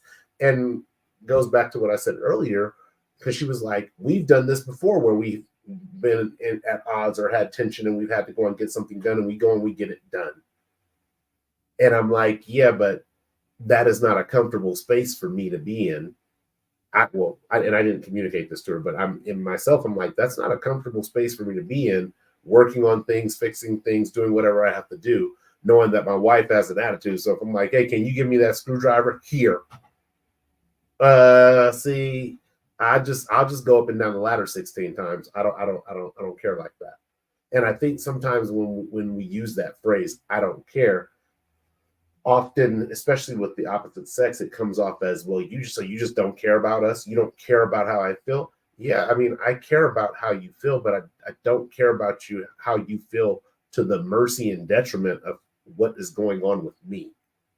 Like, that is unrealistic and that's unreasonable. And so when we get to this place, I agree with both of you. Yes, our tempers and our tantrums, we should be accountable for those things. And inevitably, just like many things in manhood, the buck falls with us, or the buck ends with us, right? But the reality is sometimes when we go into that hyper accountability, which is extremely healthy for us as men, extremely healthy for us as men to go into this hyper accountability. When we go into that, the other party is so used to us engaging and playing the game and vying for position, like you said, Tim, the competition in the relationship that shouldn't be a competition, that they're like, wait a minute, now you're not playing the game. You're not playing fair because you've dismissed this opportunity to flare up at your temper versus engaged with it to have to show that you can restrain yourself. Yeah, I don't have to show I need to restrain myself. I could show that I don't need to be around this environment until this environment is inhabitable. You don't see nobody living on Mars right now, do you? Because it's not inhabitable. So when it becomes inhabitable, I'm sure there will be inhabitants on Mars. But until then, nobody's trying to go sign up to sit on Mars in their bathing suit and suffocate and burn to death. Ain't nobody trying to sign up for that. And so I'm learning in these moments to be on that hyper accountability spectrum of, hey, it is my responsibility about my temper. Hence, when I have a conversation, my wife says, I didn't hear you. Yeah, I'm still frustrated because that story had already played in my head. That fiction story has already played in my head. But then I have to get to a space in that conversation and say, okay, you said you didn't hear me. I have to accept that as the reality, because that hyper accountability does that. Yeah, Billy, you feel a certain way right now. You feel like she heard you because you looked her in her eyes and she made eye contact with you. And you, just in case she didn't hear you, you said it again, and then she never came back down. That's the space that I'm occupying and living in. But realizing that she has given me, I mean, she's my wife. She shouldn't be lying to me. It ain't like I was like, you talking to this other dude behind my back? She has no true reason to lie about whether she heard me or not, right? I do agree with Tim, though. If I'd have said something slick, she would have heard that. I could have whispered it through my teeth and she would have heard it. But at the same time, this is what she's telling me is her truth. And I have to assume that the person who you're spending your life with loves you and wants to be truthful with you, right? So those are that for me. I'm with you guys on the accountability, but for me, it's about hyper accountability, being so accountable to the fact that, with going back to my previous relationship, once I had the affair in the relationship, and then years went by after the affair, and then I got to a space where it was like, hey, I feel like I'm losing that connection again, and I don't want to end up in an affair. I need to end this relationship. And I ended it. That's that hyper accountability versus I just want to be soothed for the time being, and then we'll figure out the destruction that soothing causes, and then we'll get back on it and be back at it. No, I don't want to be in a relationship where there's no connection and I'm constantly feeling like I'm losing connection. So because I don't want to be in that, there's only so many times we're going to have conversations about me losing connection to where I say, okay, the connection is now not reparable or repairable. And because it's not repairable, I now need to make a hyper accountable choice for myself to keep myself out of a destructive path. So I agree with you guys on that. But we are almost at time. We got like 15 minutes left until we close. I want to make sure you guys have an opportunity to give your closing thoughts. I'll give the key takeaways and then close us out. Cool. Can you hear me? Yep. Gotcha. Yeah. So one thing I want to piggyback on, but because of hyper accountability, you're absolutely right. That's kind of the messed up part. Is it's really good for us for men, but that's like everything in life. There is such thing as too much of a good thing, right? So where that ends up, where I've experienced the hyper accountability piece is, I call it extending the olive branch to people, right? And if you're too accountable and you're extending that olive branch before they show any semblance of taking accountability for themselves, you now enable that person to be a damsel in distress or a victim. Right. So, like an example, like me and my wife had an argument the other night. Not really an argument, but she got mad at me because we were playing the game, and we were playing Call of Duty for those that are watching, and I died buying everybody back, right? And it was like there was a cart, and then there was a hill. Everybody else died but my wife. So she came back, and I had still money left over, but I got shot in the process. And my money was at the cart, and I was like, you have a smoke. You could just go down the hill real quick, throw the smoke, buy me back. And she goes, she waits. And she does the exact opposite what I told her to do, which is then she ran up the hill. And then the circle closed again and the cart was still in there. And she goes, I think I'm going to go for that cart. I was like, you past that point now. The smoke is cleared. It's even more hyper-focused because it's in the zone. Everybody's watching it. You're better off just staying where you're at. And she goes down to go to the cart, the exact opposite of what I said, and proceeds to get mollywopped off the map. And she gets mad. She's like, you act like I don't know how to play this. And I was like, so I just find it really interesting that you chose to do the exact opposite of what I said both times. When I told you to do what you were already doing, you had to change it. And she goes, I'm okay. And that was our last game. And anyway, she said, okay, good night. And she was mad, huffy and puffy when I came up there. But I was proud of myself because I didn't fall into that. I didn't fall into I didn't display my temper with her. I was reasonable and I stayed calm. And when I got up there, she goes, got a little carried away on the game tonight. As soon as she said that, I said, it all happens to all of us. You're good. We all snap at each other from time to time in the game. If she wouldn't have said that, I wouldn't have said that. Because she had to recognize what that was. If I would have said, hey, look, I'm sorry about telling you what you do in the game. Then she's like, yeah, of course. It would have enabled her. It would have programmed her a certain way. Not that you need a program. You could program your husband as well as your wife. Nobody's above it. We're all animals, just like dogs, and we train we can. So hopefully nobody takes offense to that. But what I mean by that is when you give that olive branch, be careful you're not enabling the person. Make sure they get a little bit of accountability before you give them the grace. And I think that's where sometimes you struggle is you're looking for that, okay, where's that grace I can give you? Because I'm waiting for you to be accountable. And if you don't get it, you're like, all right, Debo, come on hey, down. yo. Hey, I got some pigeons for sale. Come on down. But yeah, I'll let you kick it to the final. I'll just spill into my final thought. And I think that's where you're going with that anyway. My final thought is you're in control of you. If you are having temper tantrums, you're reacting. And that is a stressful position for men of our caliber. We're not reactors. We're proactors. We're proactive and we plan and we think down the road. And so when we get caught in the heat of the moment, that's not a natural state for us. So we go to a kind of a quasi flight or flight scenario where we want to fight for our voice to be heard. And if we feel you're not hearing us when we feel we're being very clear and concise, then maybe I need to say it a little louder for you to get it. Right. My thought is you're in control of you. If you find yourself, do some real deep soul searching. Is there something wrong with how you're communicating? If you can't find a fault with that, get clarification for the people that's closer to you. Like, how would you want me to approach you better? How can I make it to where we're not arguing? Like when I'm in a similar situation with my wife where we're kind of bickering or whatever, and it's like that weird awkwardness, I always look at it and I just say, all right, how many days do we want this to impact? It's already took an afternoon. Do we want to take our night from us too?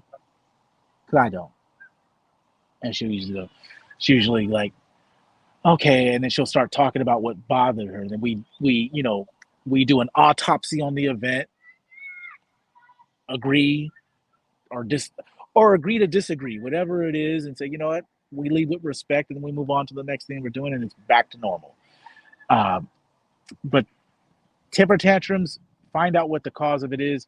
More than likely it's If it's external, that's scary because you could change the external. A lot of us don't, though. A lot of us don't want to give up on people and relationship that we have forever. So try to do your best to mend it. And if you're not getting what you need out of it, the woman have that gif or that meme or that I gotta put me first. I gotta put me first. It's okay for a woman to say that, but eventually you might have to do the same. Um, but give it the old college try first. Right. That's my final thought. Right. Bruce, what you got?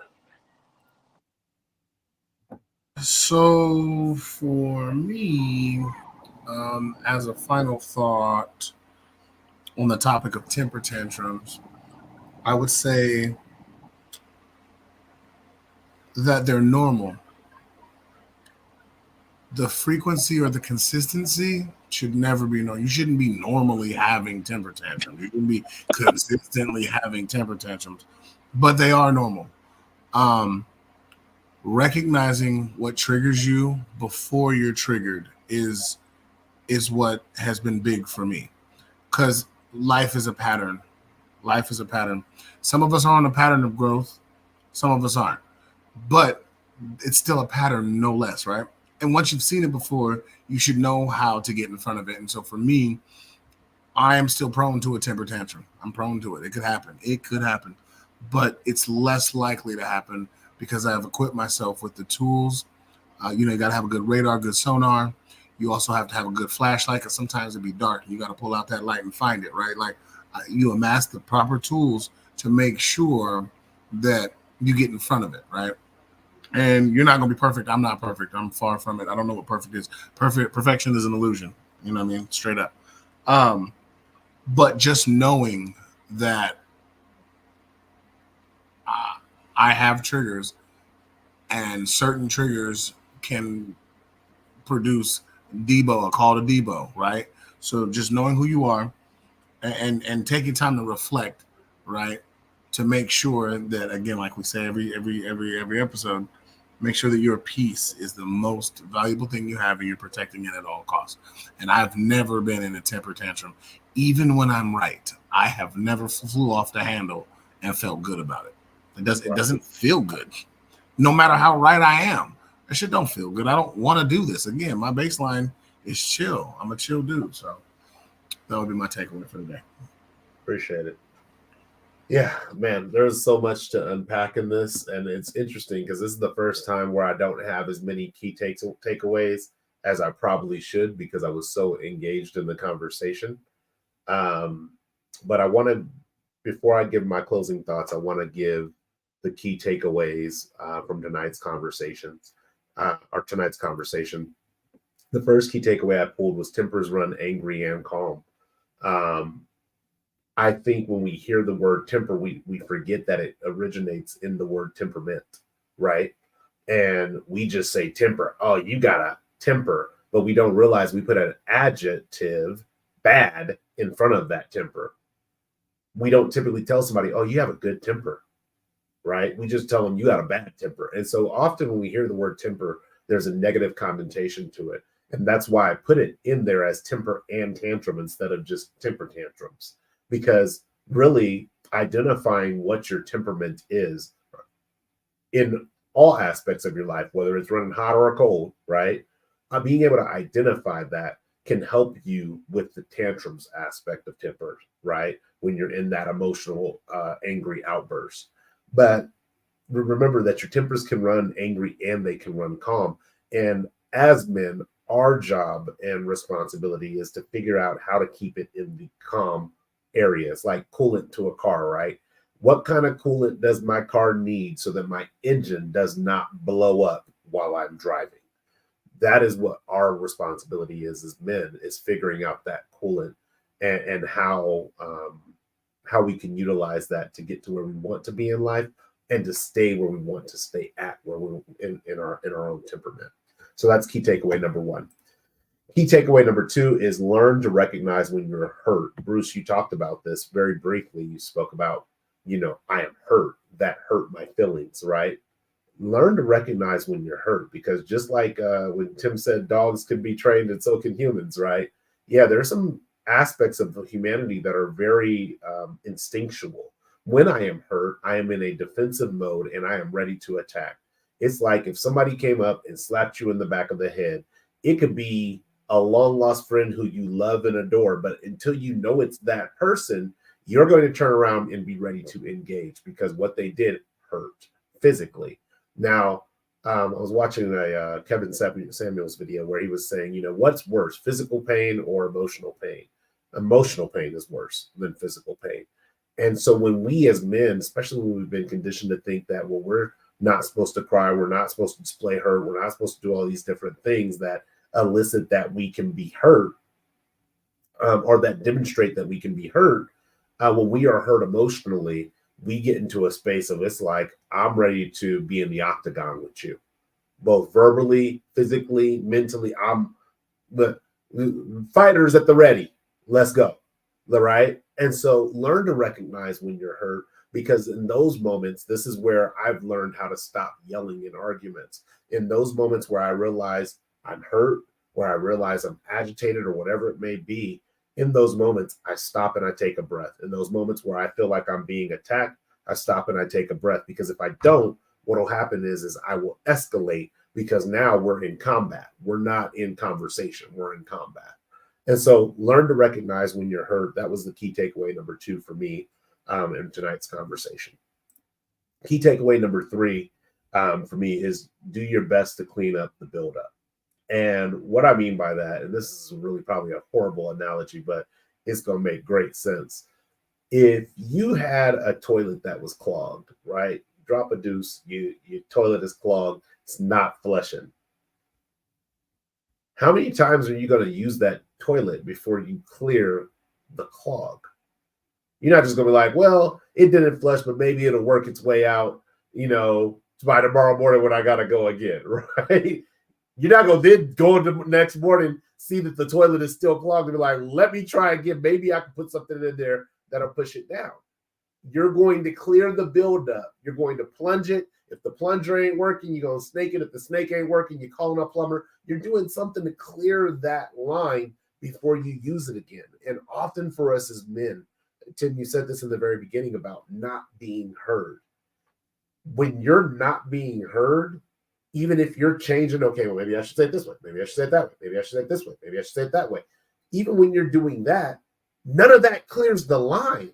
And so you have to figure out a way to clear that buildup and say, okay, look, here is what I am saying. Please explain to me how you're not hearing me in what I'm saying. Like, where am I missing the communication point? And it's a lot of work, but it comes back down to inevitably it's going to fall on you anyway.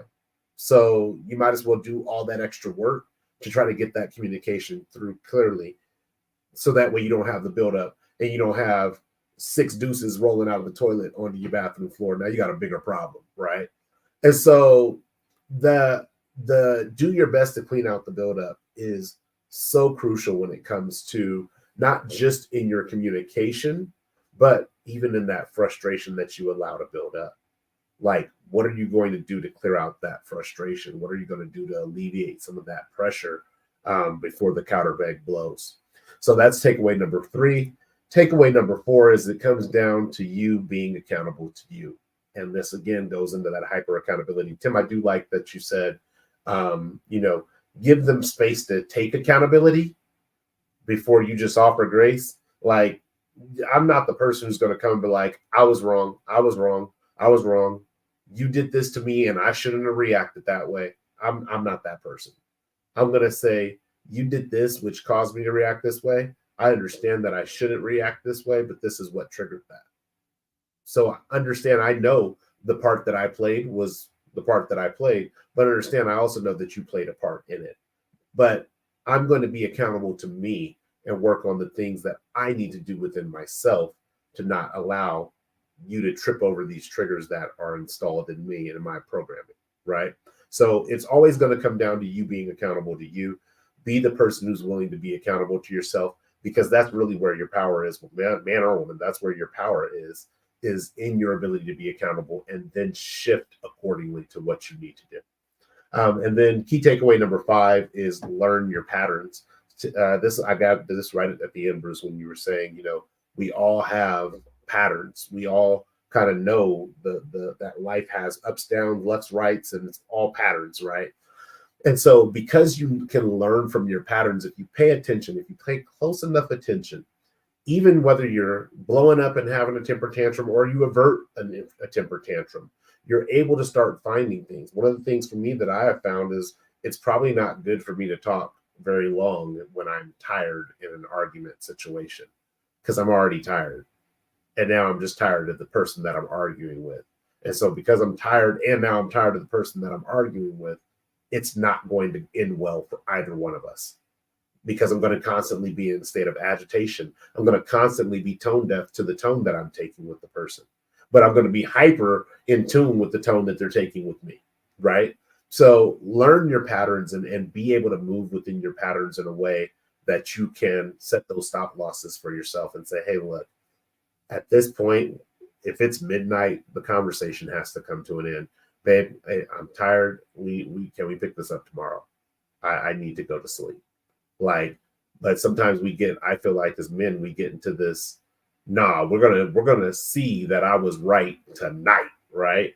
And we spend hours and hours, and now it's 3 o'clock in the morning. You got stuff to do at 5 o'clock in the morning, and you're exhausted. So now that leads to another day of frustration and another day where you can't even talk through the issue that you want to get through, because you've allowed the frustration or the fatigue to carry over into the next day. So learn your patterns, figure out where your stop losses need to be, and then move according to those patterns, and be willing to diffuse some of those patterns. So those were the takeaways that I pulled from tonight. In closing, for me, tempers and tantrums, there's so many different things that we could talk about. I know we talked a lot about relationships, and I've never wanted to seem like we are simply bashing women in the aspect of it's all your fault that we have tempers and tantrums, and it's not that. At the end of the day, it's going to come down to us being hyper accountable to what we want for ourselves as men, and not only what we want for ourselves as men, not being so willing. I think that's the word I want to use. Not being so willing to give up that power or that control to choose that for ourselves to a person who may not choose what's best for us in the moment.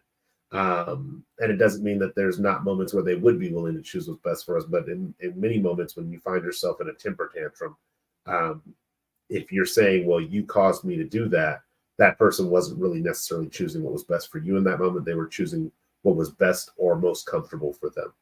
And so for me, temper tantrums are a part of who we are. They're not going to go anywhere. I'm sure I'll have moments where I have temper tantrums still, because as Bruce said in the beginning, I'm an artist and I'm sensitive about my stuff, right? I'm emotional. I'm an emotional creature, just like every other human on this planet.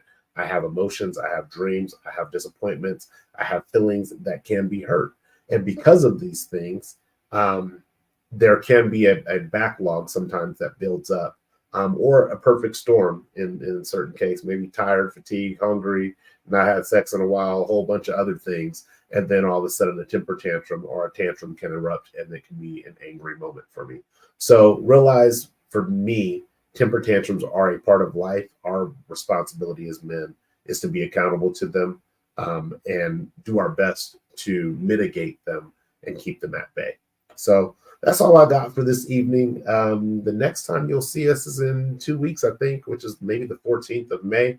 Don't have me lie to you, but I think that's what it is the 14th of May. That's all I've got. Man, it's been a really great chat with you guys, brothers. I appreciate you for tuning in live, for those who are watching via live. And I thank you guys, as always, for your support and your brotherhood. So if you like this video, share it. If you share this video, please like it. Always happy to engage with you in the comments if you're watching live, or in the chat if you're watching live.